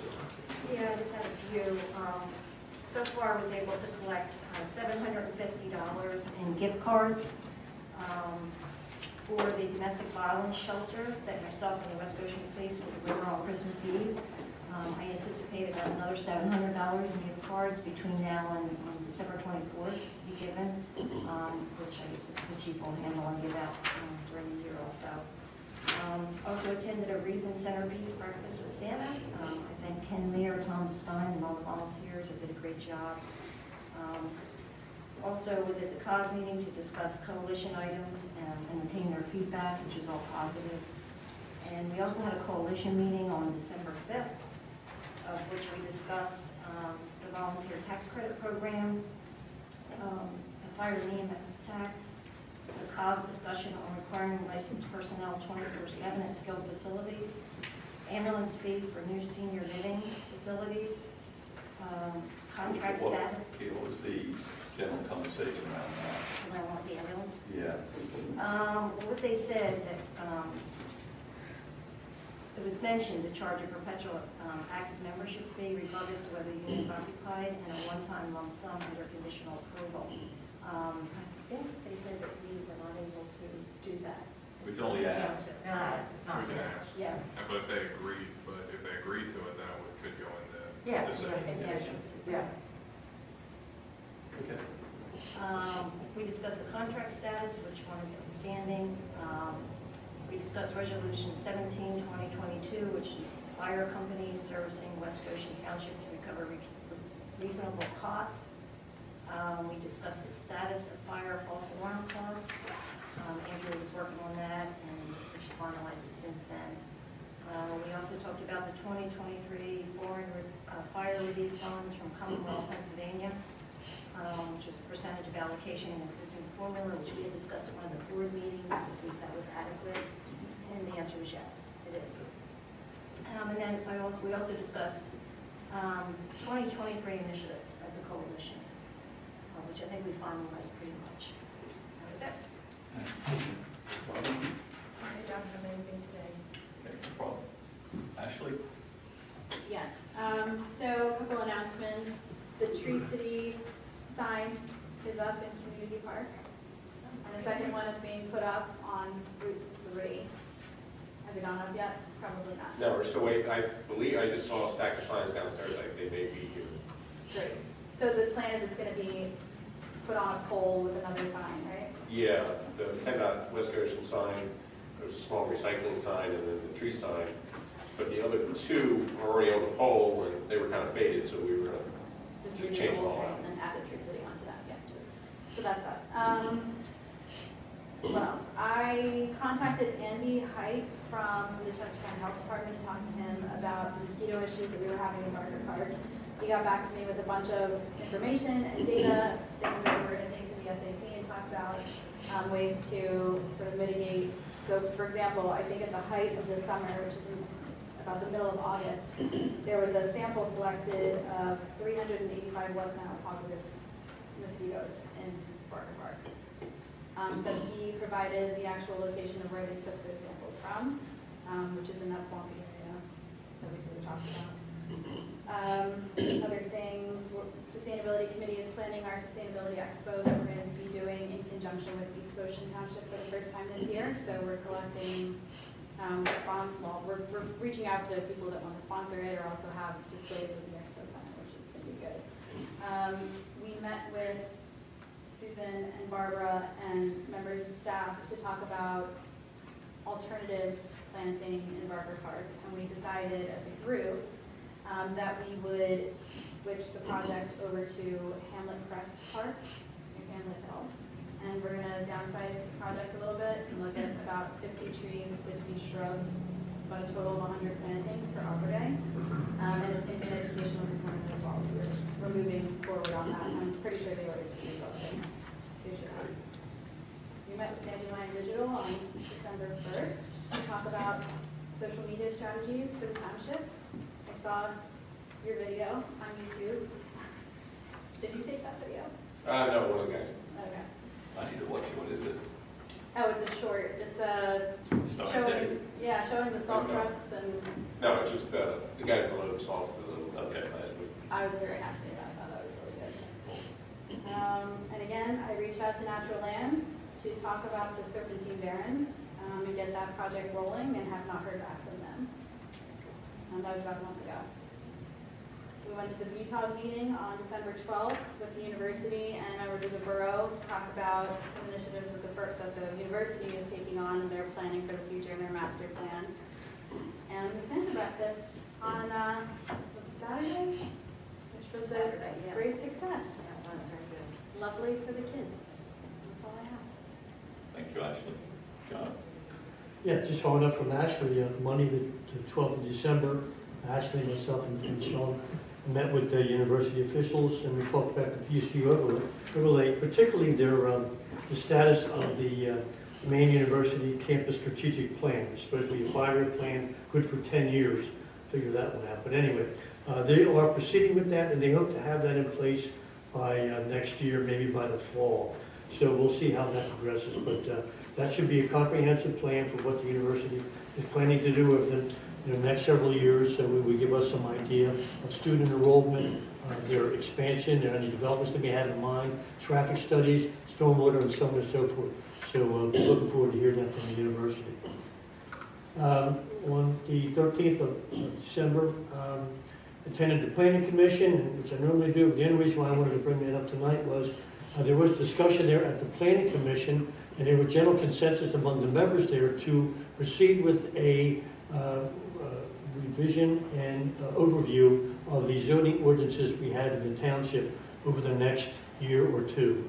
We're looking forward to hear from input from our township engineer and zoning officer in pursuing that effort. But I think it's something that is overdue, and the Planning Commission as a group would like to proceed in doing that. Yesterday, December 19th, Una Marie and I had our monthly liaison meeting with Chief Carroll, and we discussed a number of issues, including the current status of the Westchester Area School District agreement. We also talked about any benefits and costs about pursuing accreditation for our police department by the Pennsylvania Chiefs of Police. And we also talked about the meeting we have with the university about the opportunity available to the township for students to intern here to work on different projects that the township staff could develop. And this would be something that the university would pay. They would pay $10 to $15 per hour for these students to perform on these projects, 10 to 15 hours per week, and it could be a good asset available to us as a township, so it's something for us to consider.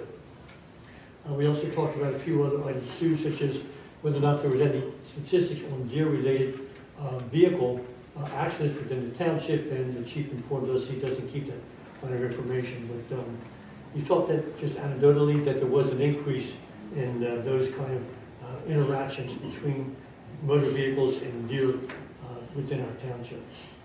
There was a number of other issues we discussed as well that they talked about, but that'll conclude my report. Can I just ask a question about the discussion you had on accreditation? Is there a view as to whether that's a good thing or worthwhile thing? Or is it a lot of work? Or... And my view has remained the same since we discussed it a couple years ago, that I think we're at a level where we're spending money to remain the same. And Lexipol provides. Because of Lexipol, because of the department we have, because of our history. Thank you, John.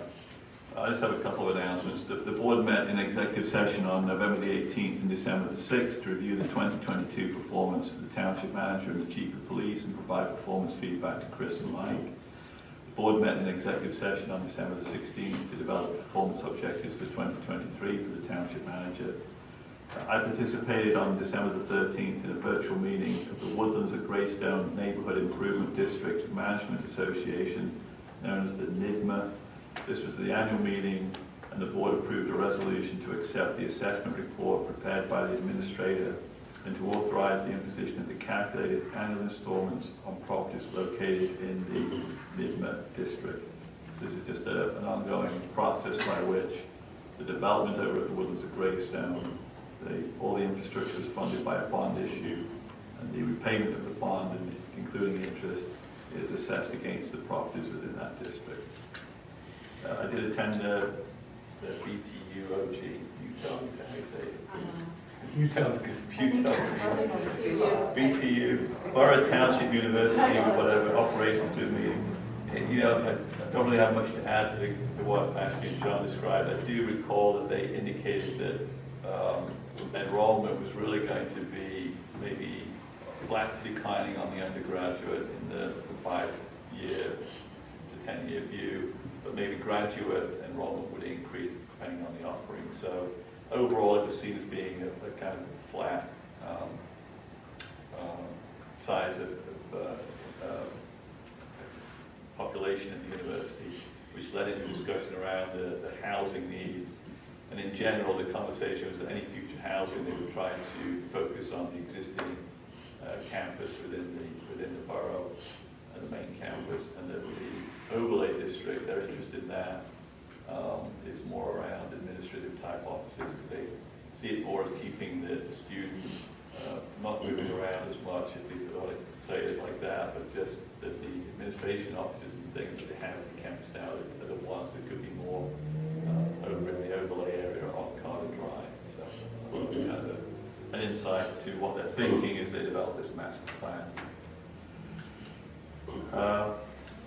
Yeah, the other thing I'd like to mention is I think it's something we need to maybe think about how to celebrate ultimately is, you know, we have the sewer authority and its engineer has approved its engineer to apply for the Pennsylvania Governor's Award for Environmental Excellence because of the COMAG system and the benefits that we're achieving with phosphorus reduction into Goose Creek.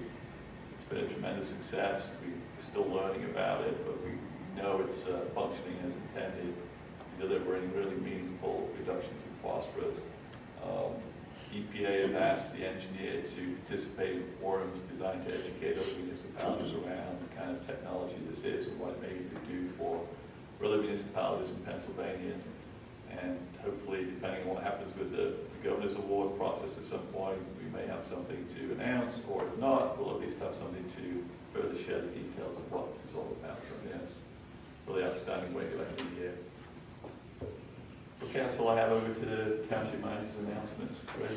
Yes, Mr. Chairman, I only have a few announcements. I spoke with the Parks and Recreation Director, Ken Lear, and our registration capabilities for online for Park and Recreation events should be active in the beginning of 2023. So we should move forward that early on in the year. The December e-news will go out this week. I believe it's going out on December 22nd. Also, our PA Small Water and Sewer Grant being prepared by Carroll Engineering was submitted on December 16th to the state. I do want to correct one thing I misstated at the last meeting. The amount of the award isn't capped at $500,000. It's the project cost is capped at $500,000. So the amount requested in our application was $425,000, and our match was $75,000. But that was submitted, and based on history dealing with DCED, I'd expect an award announcement sometime in the latter part of 2023, maybe sometime around September. But we'll keep the board apprised if we hear anything else. And lastly, I would just like to thank everyone for what I would consider to be a successful 2022. Looking forward to 2023. And I'd also like to thank and congratulate our township engineer, Rick Craig, who tonight is his last board meeting. He is retiring, and I believe Brian is ready to fill those shoes admirably. But Rick, I'd like to thank you for everything over the last year and a half that we worked together. I'd also like to follow that up with thanking Rick for his service to the West Goshen Township for 22 years, I believe it is. Correct. Okay. I'm wondering if Gail is ready to have you under her feet for lunch. No, probably not. Okay. It's not the, it's kind of congratulations but not goodbye, because obviously Rick's going to continue to help us on a part-time basis, particularly with the work that's still needed to be overseen from a township perspective at the Woodlands of Greystone, and his intimate knowledge of what's transpired, where we are, what's still to go, and holding their feet to the fire is going to be well appreciated by us. So thank you for what you've done so far, and look forward to you keeping up the good work for us.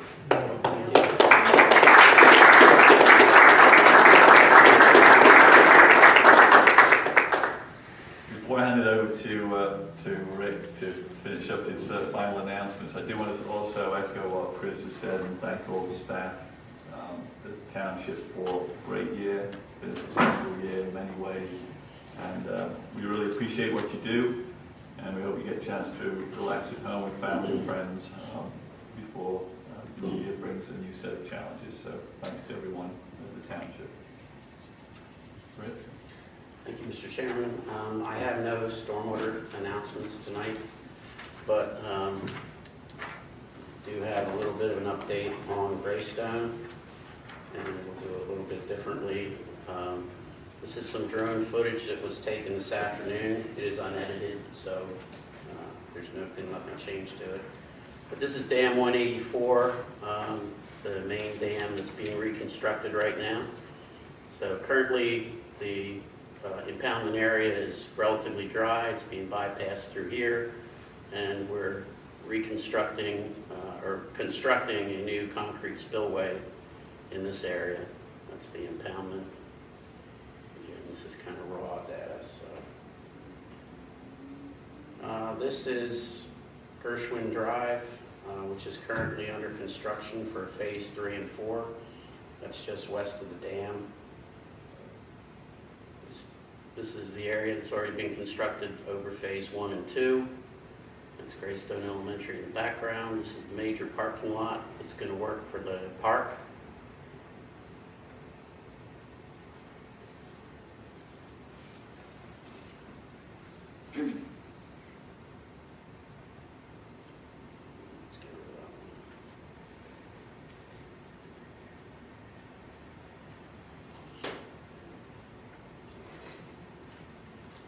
This again is phase 4 section of Gershwin that's under construction.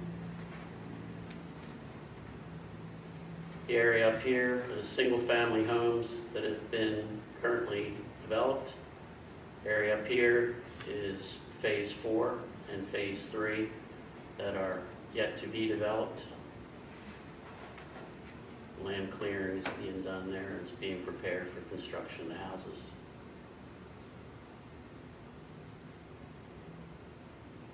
And then this area here are the active adult community that's been constructed, and there's still an area here for phase 4, 5, and 6 to be constructed later. I couldn't get any closer to that area because the aircraft traffic today was particularly heavy, and that's the major flight path. So anyway, that's just a brief update on where we are with construction.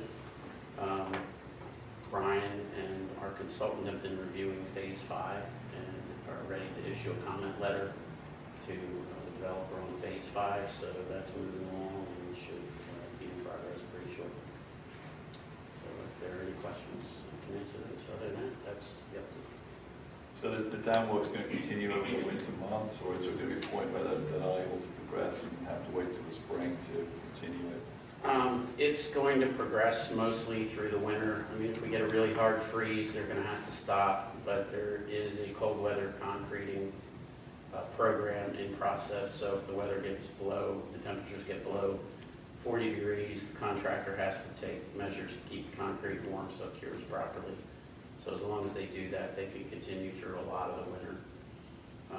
As you can see there's a lot of work left to be done on the dams. We're probably maybe 25% on 2 of them at this point. So that work's going to go well into the spring and probably into the summer of next year before it's completed. Each of those dams is costing approximately $250,000 to rehabilitate. It's an extensive rehabilitation. It's not just a simple, quick project. The original dams were stone masonry and earth, and they don't come anywhere near meeting current dam safety standards. So there's a whole lot of concrete and stuff that's got to be added to those dams. They're not going to look anything like they used to look when they're done. It's going to be a combination of old and new, but they will meet PennDOT's current dam safety criteria when they're done. And both of those dams will be owned by a homeowners association and will not be dedicated to the township. They don't really serve a purpose like Dam 181, which is a stormwater control device. So the township did not want to incur that liability for something that really has no purpose other than aesthetics. So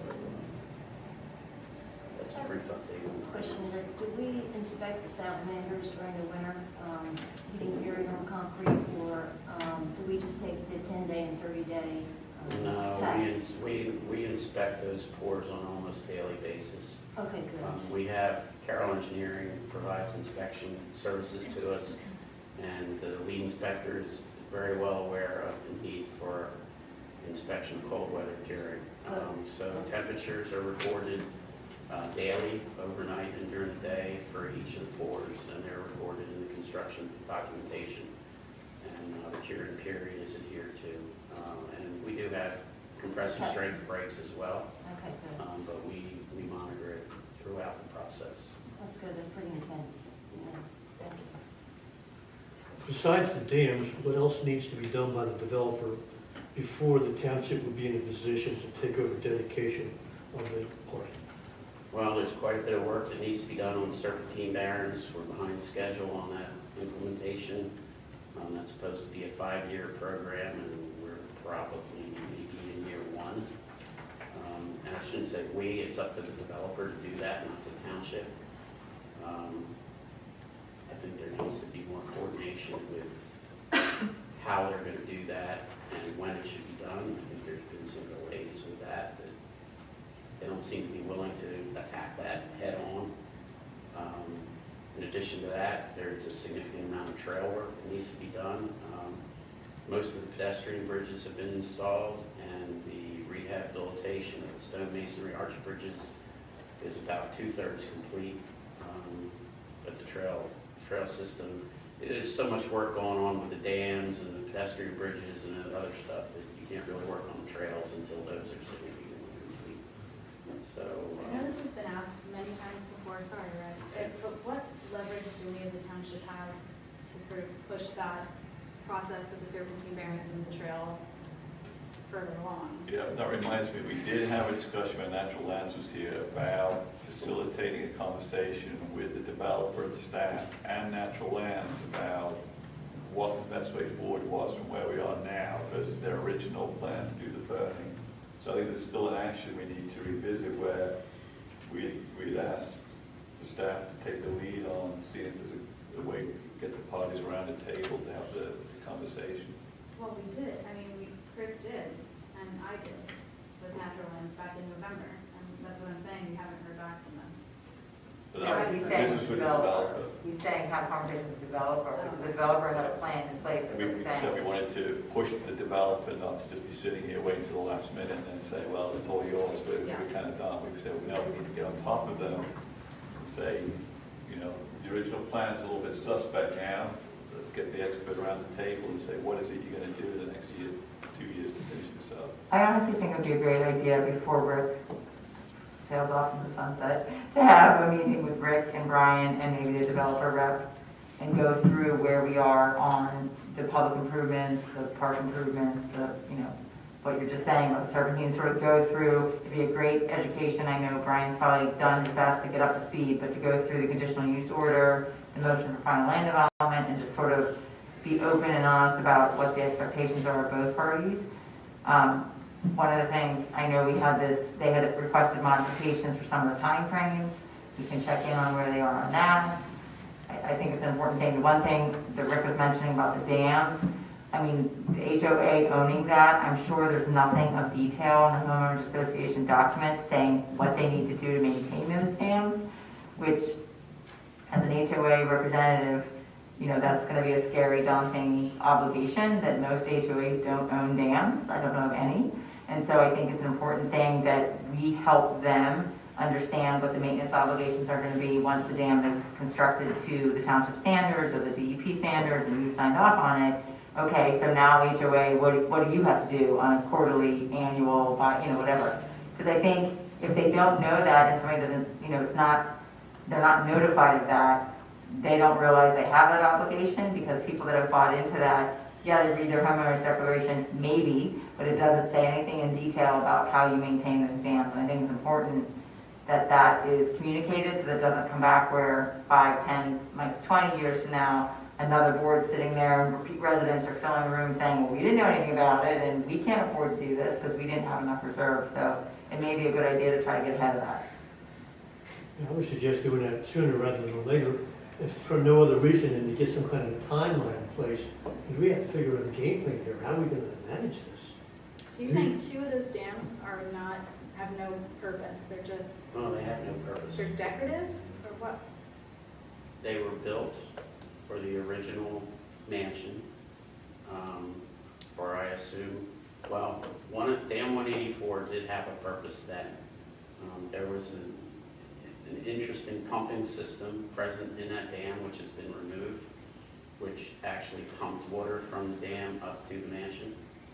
So that did at one point in time serve a purpose, but it doesn't any longer, hasn't for decades, more than decades. So neither one of them served any purpose. And in fact, the township suggested to the developer that they eliminate the dams and restore the original stream banks, and the developer declined to do that. And quite frankly, it's going to be a huge expense and responsibility for the HOAs. I think there's conditions that speak to that about a budget, making sure that there's sufficient budget, but I do think just now that there's actual residents that are going to ultimately be the HOA reps to have meetings would be helpful. It's going to be a real burden for the HOAs. Well, it's a really hard one because it's probably 40, 50 years away if we have to do major rehabilitation on it. And telling people today we're going to start contributing into a reserve fund to manage that is a very difficult proposition, but you know. There's something that's not needed. Yeah, there's also inspection requirements and reporting requirements for the dams that the HOAs are going to have to do in accordance with DEP's Dam Safety Division. And of course, we're going to have to do with ours, but I think we're a little better equipped to do that than they are. But it was a liability we didn't want to incur with the other 2 dams. So I heard a couple of actions there, Chris, for you to facilitate getting a couple of meetings together early in the new year. Yes. Okay. Anything else for us? That's it. Thanks. Thank you. Okay, agenda item number 20. Excuse me, Sean. I have a question for Rick. For the Charcoal Lake in Dam 184, is the low water level being caused by the work being done on the dam? Yes, the impoundment has been drained intentionally to allow the work on the dam to progress. Once it's completed, the bypass will be removed and the impoundment will fill back up again. So will there still be a waterfall there in the footbridge and all that? No. There will be a spillway, which is what you call a waterfall. It will not look like what it looked like before. It'll be concrete. Will the footbridge be there? No. That's other than removing? Yeah, that's a very big liability, having the public walk across the dam. So, and in fact, all of the dams will be fenced to prevent the public from walking across the dams. Any other questions? Nancy? The mansion, you know, the word up in our area where we live is that the mansion's going to be converted to a hotel. Is that something the township's aware of, or is that, have they asked for Yeah, that? it's been the development of the inn. It's going to be a historic inn. We've actually had discussions about our zoning ordinance to permit that. And it's been in front of the Township Planning Commission, Land Development, and the board's aware of it. It's moving forward. So it's going to become a 4-star inn with some cottages and the use of the rooms and the hotel, if you like, in the mansion itself. And a spa. And a spa, and a bar, and a pub. So I'll see you there, Nancy. Okay, sounds good. Okay, thank you. Is there any final timeline, like, or projection when the township will take over the road? They have a lot of punch list items to complete, so it's in their hands. I mean, we don't feel an urgency to take over the road because they keep damaging the road and the curbing with the construction works. And once we take ownership, we're responsible for paying and fixing all that and maintaining it. So right now, we prefer a strategy, and we articulated this, that we want the park finished, the trails finished, the dam work finished, the infrastructure finished, and the construction finished so that we can accept something that's in its final state. And we don't know when that's going to be. Thank you. Yeah, but what we did do, we did make the arrangement to allow the school buses to run up and down along Aram Avenue, so they are able to stop and pick up students on their way to the Greystone and to the schools. So they're able to use Aram Avenue for that. Okay. But we don't plow it or sand it or anything. We don't maintain the road, right? We have a police presence on the road and make sure there's nothing nefarious going on. Doug? Yeah, Sean, I just wanted to say I'd like to be willing to share with the township.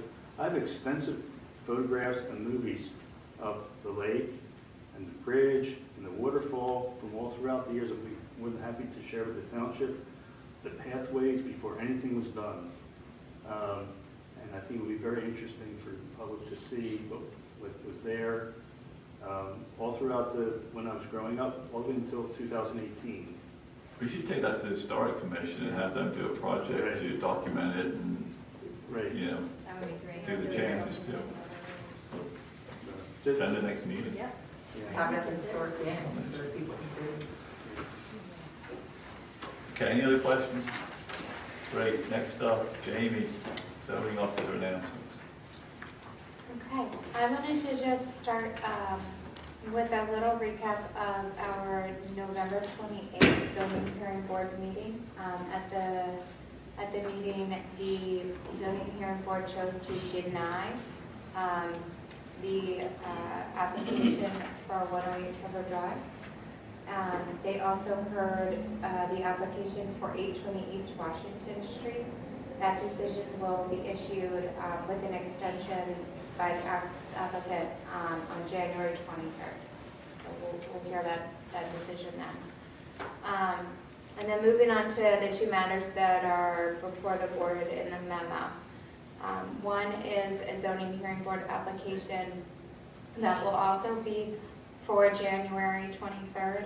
It is for 220 Garfield Avenue. It's in the I3 industrial zoning. They are seeking dimensional relief to have a 21-foot front yard or a 40-foot setback is required. And this is to allow for building expansion. And that is, the applicant is Envera.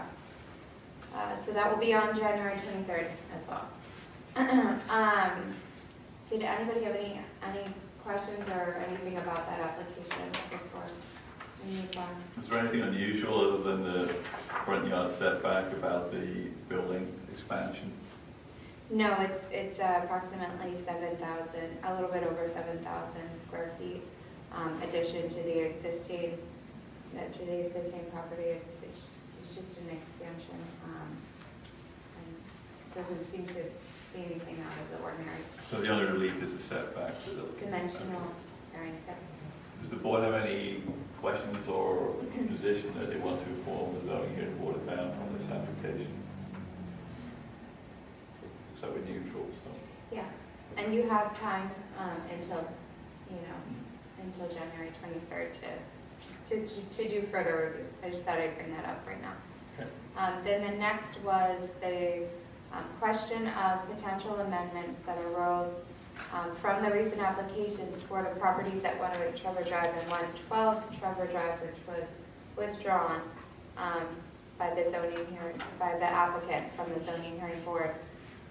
And this was I provided a memo about to the board for their consideration of any potential amendment. And to just sort of very quickly summarize, what we did was looked at the R3 zoning district versus the R3C. And, what we had explained in the background information and how the R3C came about. The character of the lots for that area were predominantly smaller than the smallest lot size, which was for the R3. The R3 predominantly 18,000 square foot lots. The R3C is predominantly about a 10,000 square foot lot. And so just to kind of very quickly in summary, what would happen here is the projections into the rear yard, which is your patios and your decks. You would allow for, you could propose a change to 10 feet rather than a 15 feet, which is what's consistently in the R3, the R3C, and the R4 right now, as it stands in your zoning ordinance. Do you have any questions on that? So would the change allow for a resident to install like a deck or a patio in that extra, 5 feet? It's going to give them 5 more feet. So, the issue here with Goshen Walk, the building envelope is almost completely filled. So it just depends on each house and where the house is situated and how much space it would actually provide. In the instance of 108 Trevor Drive, I think it would provide them, they were initially seeking 11 feet. They reduced that during their zoning hearing board application process to a 4-foot variance that they were seeking. So it would allow for, that extra 4 feet of patio that they were looking to have. So it may give them a 10-foot deep patio instead of only like a 5-foot deep area to put a patio. So it's a 5-foot change. Is my recollection right that originally R3C was R3 in this general area? It was. And the issue was that because the lots were smaller than typical R3, we were getting a lot of variance requests because the building setback, the minimum side yard, and the projection to the rear yard were tough to meet given the smaller lot sizes. That's what So the idea was to create an R3C zoning that would avoid quite a lot of these variances that people needed for the existing homes. There are several streets that made up this area. Yep. The developer knew what that zoning was. The lot sizes were conforming with that, so you could maximize the number of houses on that Trevor Drive. Right. And you put a building footprint in there that maximized the size of that home. And the trade-off with that was that it was therefore eating up some of the space that could have been allowed for a patio. Right. Is that So correct? It's a historical how we got to this point. That's the history of how we got to this point. I might just add that the homes in that neighborhood previously, the existing homes, were much smaller in footprint than those homes built at Goshen Walk because homes are bigger these days, right? So they didn't necessarily fill the building envelope, but they just couldn't meet these setback requirements if they were adding on at all because the lot sizes were so different. but the typical home size was much smaller in that neighborhood. So that was the developer's choice to build that It size was the of home developer's for the choice to add. maximization of whatever return on his investment he wanted to do. He could have built smaller homes and had sizes of patios or whatever, but it could have been bigger. Just painting the picture of what happened. Can I just add one thing though? The conversation, and Jamie wasn't here for this. The applicant's council came in, if you recall, the buildings that were on that property, they were problem properties. The township was always dealing with property maintenance issues. There was, I think, 5 or 6 non-conforming apartments they were having issues with. The developer came in and said, if I'm going to incur the expense of buying this property and tearing down those existing buildings, I need to be able to have more lots. And I remember the conversation of originally it was going to be X number of lots at whatever, 18,000 square feet, and they kept coming back to the board and asking to further reduce the minimum lot size so that they could recoup their investment in buying land and having to tear down the building. So that didn't deal with the existing homes, but that dealt specifically with the property that the Goshen Walk is at. That came in a request of the developer to sort of plead to the board to allow us these more relaxed area and bulk requirements so that they could ultimately afford to purchase the property. Again, just that conversation happened at several meetings where they kept coming back and trying to convince the board that it made sense. There was going to be a win-win situation because you were going to get rid of the situation that you have with these properties that really wasn't being properly maintained. Not providing any excuses, I just want you to know that was also a dialogue that was happening when that particular land got rezoned to be RC3. Okay, RC3C. did the developer notify the homeowners before they purchased the property that they were limited on building patios in the back as a result of his decision to try to recoup more money? I have no idea. I wasn't one of those lawyers. So look, I actually have some pretty strong feelings about this issue now because there are enough residents of our township that now live in Goshen Walk that would like to have a patio or a deck put onto the back of their home.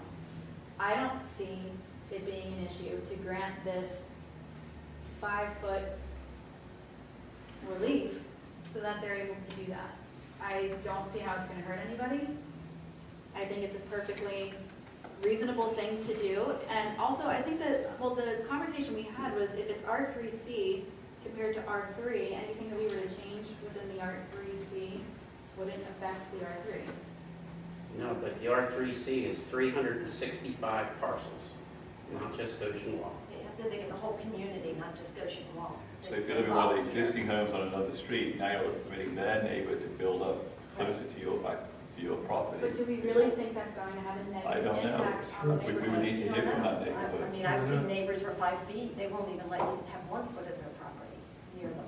So, yeah, I can see it being a problem. I understand the dilemma, but I would want to hear from the community itself and say, is this a concern to you or not? And if there's a vast majority that say there are no concerns about it, then that would be something I would consider more. But I don't think for the, how many homes were built? 12? 11 homes, that tail wags the full dog on this. I think we need to hear from the full community before we say, this is a good idea. It's not the tail wagging the dog, it's us accommodating our new residents in our township. Well, but there's a buyer beware aspect to this actually, which is, why would they find someone in an R3 says, well, I want to have a bigger setback, a smaller setback from my existing lot. Or how about the ones that weren't allowed it in the past? That's fine, but I feel like it's still not such a large shift. That's your opinion. Let's hear the opinion of the residents who would be ultimately affected of the 300 properties. Yeah, I have to look at the total community. So what's the next step? What suggestions would you have, Chris, to address this with the full R3C neighborhood? I think we could do a letter to the parcels in the entire zoning district. It would cover from North 5 Points Road, or from South 5 Points Road over to, I believe it's the middle school, it's over there, to the east.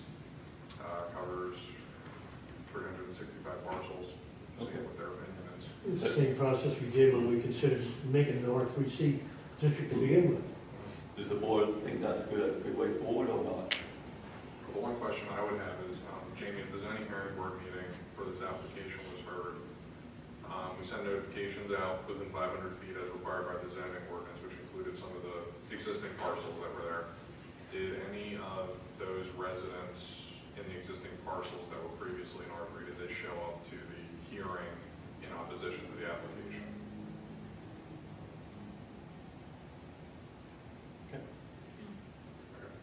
I just think that's an important factor to consider in this campaign.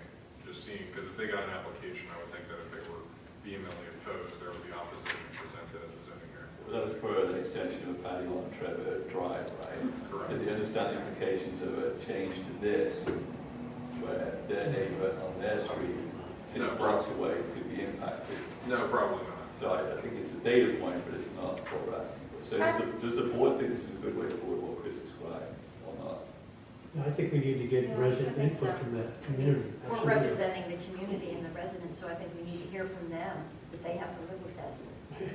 Can I ask a question, Chris? On all of the lots that are zoned RC3, R3C, not, am I right to say that not everybody would even be able to take advantage of the ordinance because they might already exceed their impervious cover or be at their impervious cover? I mean, it's not, every lot might not be able to take advantage of it, even if you let them go closer to the edge, right? I don't think the impervious cover is really going to be a very big issue Okay. because we have such a generous allowance for impervious cover. Okay. I think the main issues are going to be the setbacks, and these are smaller lots. And, you know, most of the existing people do have smaller houses. So, you know, if you allow an encroachment to 5 feet or so from the property line and your neighbor's right there, I think there's some possibility of some significant impact from that. So it wouldn't be 5 feet, it would be 10 feet from the rear property. Okay, 10 feet is a really, really small rear yard setback. Is it that much different than 15? Well, it's not 15 right now. Rear yard setback in R3 is 30 feet. And you're allowed a 15-foot encroachment. That's No, this is specific to projections into a rear yard, which allows for a 15-foot, actually in both R3 and R3C allows for a 15-foot setback for those projections. You're correct that the minimum rear yard setback is 30 and 20, but it's 15 for projections on both districts. Pretty close to the neighbor who's right next to you, and I'm sitting there drinking wine on the Yeah. back of your neighbor's. Okay, so we've agreed that we want to hear from the whole neighborhood as a way forward. Yes. So notification. Can you take questions? Yeah, absolutely. I have a question. Yeah. So is Veronica Road considered R3C? Yes. The road that's adjacent? Yes. Well, as a homeowner that purchased in Goshen Walk, when I walked the lot and I decided to purchase, I judged off of my surroundings.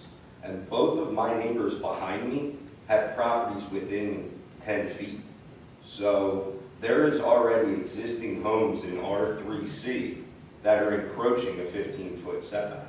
Those might be an existing nonconformity, which I know, but when you're worried about it changing the look of the neighborhood, if there's already grandfathered in properties, you're not going to have much of a change because the property behind me, the house, is 7 feet from the property line. There's a garage 2 feet from the property line behind me. So how was I to know that there was a 15-foot setback when 2 existing properties on Veronica Road, where my neighbors that I back up to are closer to the property line than my total setback is? Yeah, and you're talking 2 properties out of 365. I think you got to take that whole group into account. I understand The fact that, that there but may be a few inconsistencies doesn't mean that it necessarily. we're only talking applies to about a both. few inconsistencies on Goshen Wall. Well, So if we're talking percentages, they're even But percentages. if you change the zoning, then you're allowing those inconsistencies in 365 parcels. But you would also mention that most of the other parcels had smaller houses. So if they have a larger lot with a smaller property and still have to conform to 15 feet, they may not even encroach that 15 feet because they're smaller properties. That was mentioned earlier. So, And we'll find out from our survey. okay, that's a good idea. So you had your hand up in the back as well? Yeah, sorry, also new to the township. Does the township have a GIS database Yes. of existing properties? Could you do a ratio of people that have non-conforming lots in 3C and 3? It could be done.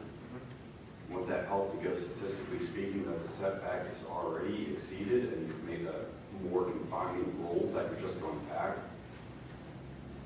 Don't you already have Theory, there data, shouldn't be that many statistically going on. speaking? Well, hopefully there's not that many, but it's a good question, and you're right. hopefully we have the information. Cost a couple $1 million to do that. That analysis could be done on GIS basis. So I'll be useful for follow the conversation. Other questions? Yes, sir. So out of those 365 homes that you're talking about, or lots, how many are new construction? Hardly any? So basically just Goshen Walk we're talking about, right? Yes. So, and the builder agreed when he did this to pay the expense to put a white vinyl fence all the way around the property. Is that correct? Yeah, and the builder also agreed to build smaller houses, which he didn't do. Who issued him the permit to build the houses? When we did the R3C district, we attempted to make the area and bulk requirements stringent issued them the enough permit? That was the question. excuse me, make this area and bulk requirements stringent enough that the builder would not overbuild. We obviously didn't do that well enough, and he overbuilt. But if he's putting this fence up, which is 3/4 of the way done all the way around the development, and we're talking 10 feet or 15 feet, is it really going to matter to the person behind it? Are they just going to look at a 6-foot high white fence? Depends on the person behind you. What's that? Depends on the person behind you. Well, I don't think they're going to be able to see over the fence. So I mean, it's a 6-foot high white fence. That's all they're going to see. Well, the The house is a point little is that they taller can't than make 6 a feet. change just for Goshen Walk. That's the point the board is saying. It's So- going to affect 365 homes, and they want to hear from the other homes. So yeah. So my point is that Goshen Walk is the only new construction in the zoning district, right? And so the existing homes, it's not really going to change anything for them. It No, absolutely it is. did. They're going to go 5 feet closer to their neighbor's lot line. Yes, it's going to change. I Well, mean, some of the technically- older homes are large too. Just remind me, we couldn't consider Goshen Walk as a spot, as a zone unto itself, to consider spot zoning, No, so we it's can't. not allowed. We have to look at the full community and how it's going to affect the full community and the residents in the community. And that's why we're going to send the survey out and find out what they think, because that's what we're representing is the community as a whole. So if there's an existing home that's 20 or 30 years old or whatever, how is changing the zoning going to, if they want to put a bigger deck on, they'll be able to put a bigger deck on, right? I mean, how will that affect the existing homes is what I'm asking. They can put a deck or a patio up to 10 feet away from their neighbor's backyard. Their neighbor might not like that because they've had more area before in the past. Well, that's fair. Properties area. Actually, looking at the existing houses that are there, and I've walked through that community between Five Points and East High School, or middle school, several times with the Google Maps. Most of the existing patios are non-conforming and go right up to the property line. There's even a couple pools that have to be 10 feet from the property line. You can see the property fence. Pools are allowed to be 10 feet from the property line. That's the required setback. So you can put a pool 10 feet, but Yep. not a patio? Okay. So actually changing, if most of the houses in there have non-conforming decks, if they ever go to redo their patio, redo their deck, they're gonna have to now meet the current zoning and actually reduce the size of the decks. Not if they're existing nonconformities, no. But if they have an existing deck and it's falling apart and they go to redo it, Then they can go to the same extent that they have the Well, I deck think it now. was lawfully done. I mean, there might be people that built without permits, and that stuff, it had to have been done in conformance with the ordinance. So there could be situations where, it happens all the time, people build things without permits, they don't find out about it. So if they go to Don't assume that what's out there is lawful. so if they go to change their deck size though, they can't do that. So if they had Can't a say that deck, across the board, we have to look at case by case and permit by permit. So then I have a question. When one case was brought in front of you to have a variance, why wasn't a variance issued for just one case? Now you're talking about going case by case. This board doesn't grant variances. The zoning hearing board is where an applicant has to go. This board can choose to take a position, and they chose to take a position in both applications, 112 and 108, to oppose it. And in reading the decision that was issued by the zoning hearing board, you have to meet a certain threshold to be granted a variance, and in the opinion of the zoning hearing board, that threshold was not met. and then the other thing I wanted to say was, so my house in Goshen Walk is 2,800 square feet. So I just looked up before I came, 235 Powell Lane is 2,300 square feet on a 0.3 acre lot. 549 Powell Lane is 2,400 square feet on a 0.28 acre lot.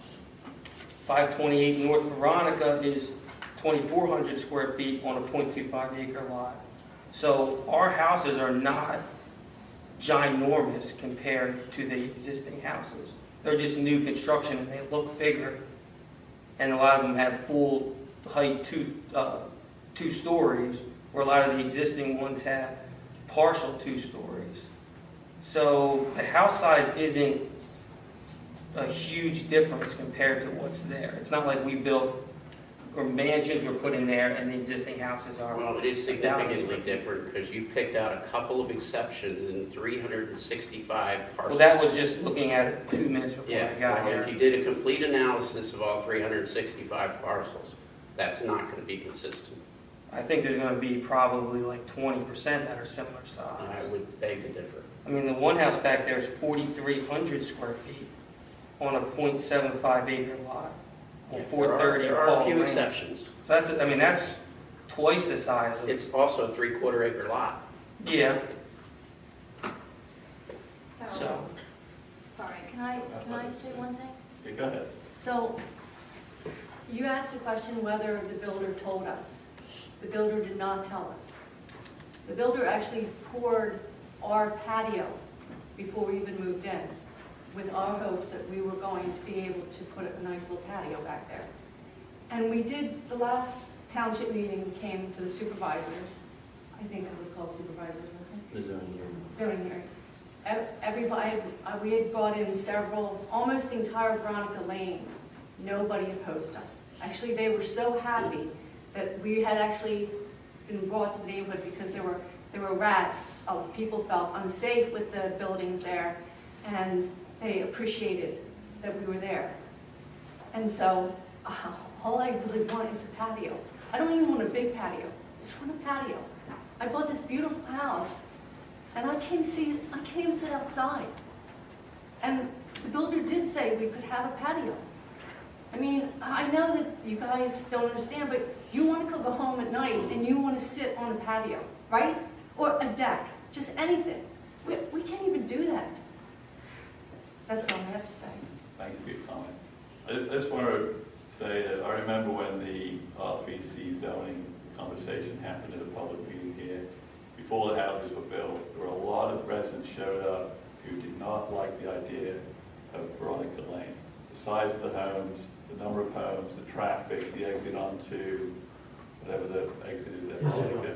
You don't mean Veronica Lane, you mean our development, Goshen Walk you're talking about. Goshen Walk, yeah. So people feel strongly about things, and this was, we believed at the time, the supervisor believed that was the right thing to do to allow this development. With the development came the issues that you're hearing about tonight because of what happened with what the builder did. It wasn't what was expected. So now we have to manage the consequences, and we took the position to oppose the building of the patios in front of the zoning hearing board. So we are. Next step, I think, that we agreed was, let's hear from the full community now. Goshen Walk's the reality. It's what it is. Let's hear what the community says about the change to these projections and see if they would be in favor of it and say, yeah, we don't see a reason why this is something that should be opposed. So if these 365 residents are in favor of it, you guys would be okay with it? Well, let's hear what they have to say. If the majority come and say this is fine, we don't have any issues, I've always wanted this, or whatever else, fine. If we have, 8, 10 people like are in the room today saying, I don't like this, I don't like the way my property has been, I don't see it, I think it would be a problem, it's a different situation. So you're back to a small percentage at that point, like he had brought up percentages. If 8 or 10 people out of 375 come, that's 2%. Well, let's hear from everybody that's willing to make a comment about it. So let's not second guess what we're going to hear. You asked a question, I'll try to explain the process that would happen. So. The builder upset him, so he's going to take it out on the taxpayers. That's not what I said, so that's a mistake. Okay, so is there any other action that's needed tonight? No? I do want to understand, is there a percentage that you're looking for from the survey to have a decision? Well, surveys more, we'll also have another public conversation about it, invite people to come and have a conversation. I mean, people don't understand these issues until they get in the room and have a conversation and understand the implications, just as we've had to go through this tonight with you and understand your concerns, and you can hear how we got to this situation and why you know, it's a problem. So we need to hear from people. Surveys one way, having a further public discussion is another step. So if you have a setback of 15 feet in this zoning district, I mean, like future construction, new construction in this district, not, forget Goshen Wall, right? You don't think the builder is going to push the house back against the rear setback and deal with the same thing we're dealing with now in the future? I mean, builders are going to build what they can build maximum and make their money and get out, right? So now we're here to deal with a 5 foot. If you reduce the lot size to 10,000 feet for that zoning, why can't you reduce the setback? I mean, realistically, nobody's going to want to put anything in a 5 foot setback. I mean, why not reduce the setback? If you're going to reduce the lot size, why not reduce the setback? We did reduce the setbacks. That's what we're here. But 5 feet is unrealistic for anybody Can put a lounge chair on 5 feet. in their rear yard. I mean, you know that, Rick. I mean, 5 feet. What are you going to do with 5 feet? So you're basically going to tell the builder, here's your setbacks. But if these people want a deck, you have to push the house forward or make the house smaller. Yes, that's exactly right. But you shouldn't take it out on the homeowners. But We the didn't builder's know. fault, not the township's. Excuse The me? developer's lawyer wrote the ordinance. John Jarrett wrote the ordinance for the R3C. So he wrote it to accommodate his client, who was the builder. Yeah, but we weren't involved in that, right? I mean, we're I'm here. just letting you know, though, you're acting as if the board. No, I'm not. I'm just saying that 5 feet between 15-foot house and 10 and 20 foot is 5 feet's just unrealistic for anything moving forward I for new wouldn't have bought the construction. house I if think I we've would have heard the known. concerns, and you have a board that's listened to you. I know. Let's I Let's understand. go out and ask the community whether they feel that this would be reasonable to consider as a change. I mean, that's all we can do at this point. So, Okay, so you're going to notify this district or by Yes. by mail or by about this paper? the situation, how it's arisen, we'll give them a story behind it. I'm going to tell them the board's willing to consider a change to their zoning of their parcel that allows projection into the rear yard to be small. Well, I think one of the residents brought up a good point. I mean, we have to have an idea of what sways that idea, just so you I give don't deadlines think to we the need to, we don't need to developers second and guess that at objectives to this the point. developers. All we need to do is agree that that's the right next step. If we get no response at all, that tells us something, right? So what would be your response to that is the question. Well, That remains to be that seen. remains to be seen. I'm not going to speculate on that. So you have another question at the back? Yeah, just how hard is it to make another overlay district just for Goshen Wall? I don't have. That was what was proposed originally, and we didn't think that was a good planning tactic. We thought that could be subject to spot zoning challenges. That's why they ended up where they did. All right, so board, we've got a way forward on this. Staff, you know what we're asking for in terms of the next step. All right, thank you everyone for the discussion tonight. We're going to move on to, I think we're finished, right, Jamie? Yep. Okay, we're going to move on to agenda item number 21, which is approval of the meeting minutes for November the 15th and December the 6th.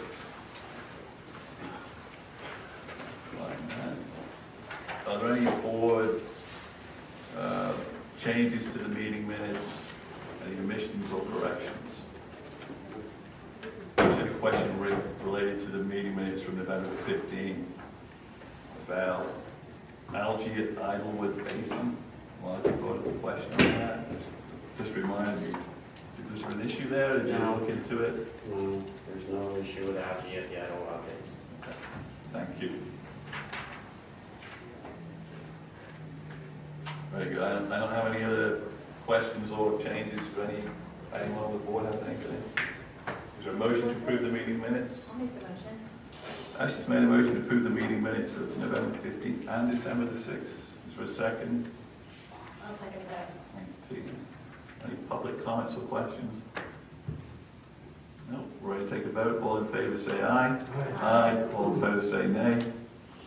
Motion passes 5-0. Next on the agenda is item number 22, approval of the Treasurer's Report dated November the 30th for the General Fund, the Sewer Revenue Fund, the Waste and Recycling Fund, and the Capital Reserve Fund, and the bills to be paid from these funds. I'll make a motion to approve the Treasury Report and the bills to be paid. Is there a second? I'll second. Thank you, Bob. Are there any questions or comments from the board on the Treasurer's report on the bills. This looks like the SPCA's called a lot of animals this month for 1,800. Yes, SPCA. We've had an issue with one particular person, and we've been trying to correct it with the SPCA, As far as, bringing in stray cats. that's why our price is high here. Okay. Any other questions on the bills? I just have one question. There's an item here, I don't see what page number it is, but anyway, it's a Lambert Park field rental for the Westchester School District. What do we pay the school district for rental of the ball field up there? Yes. $21,000? Okay. Now, who maintains it? Does the township maintain that, or does the school district maintain it? School district. We do it? School district maintains their field. Their field, okay. All right, thanks. I didn't realize we don't pay Goshen Fire Company until this time of year. I thought it was something we paid them early in the year or middle of the year. They're paid at the end of the year. All right, any other questions? I just have a question, Mike, what's the chief membership? Mike Carroll, what's fire chief, or the PA chief's membership, is that? That's an organization from all the PhDs. They're the ones that do the accreditation. Oh, okay. We're members of the. So it's like, okay, so there's two people that are accredited here, $150 each? Members, yeah. Oh, you're a member. I think there's 3. Okay, there's only 2 on here. Mike might not have put his forward yet. Okay, I'm just wondering if that was. Any other questions? Get ready to take a vote. All in favor say aye. Aye. All opposed say nay. Motion passes 5-0. Is there a motion to adjourn the meeting? Yep, so moved. Thank you. All second. All in favor of adjournment say aye. Aye. All opposed say nay. We're adjourned.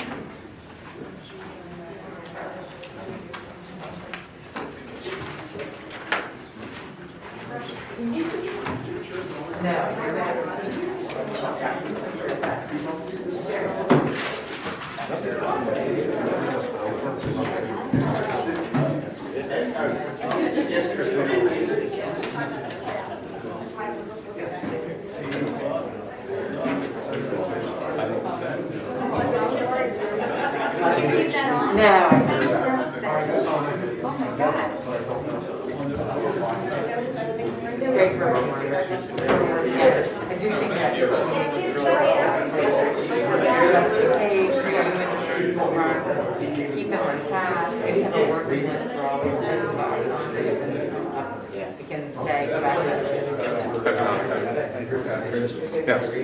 Thank you for, hold on one second.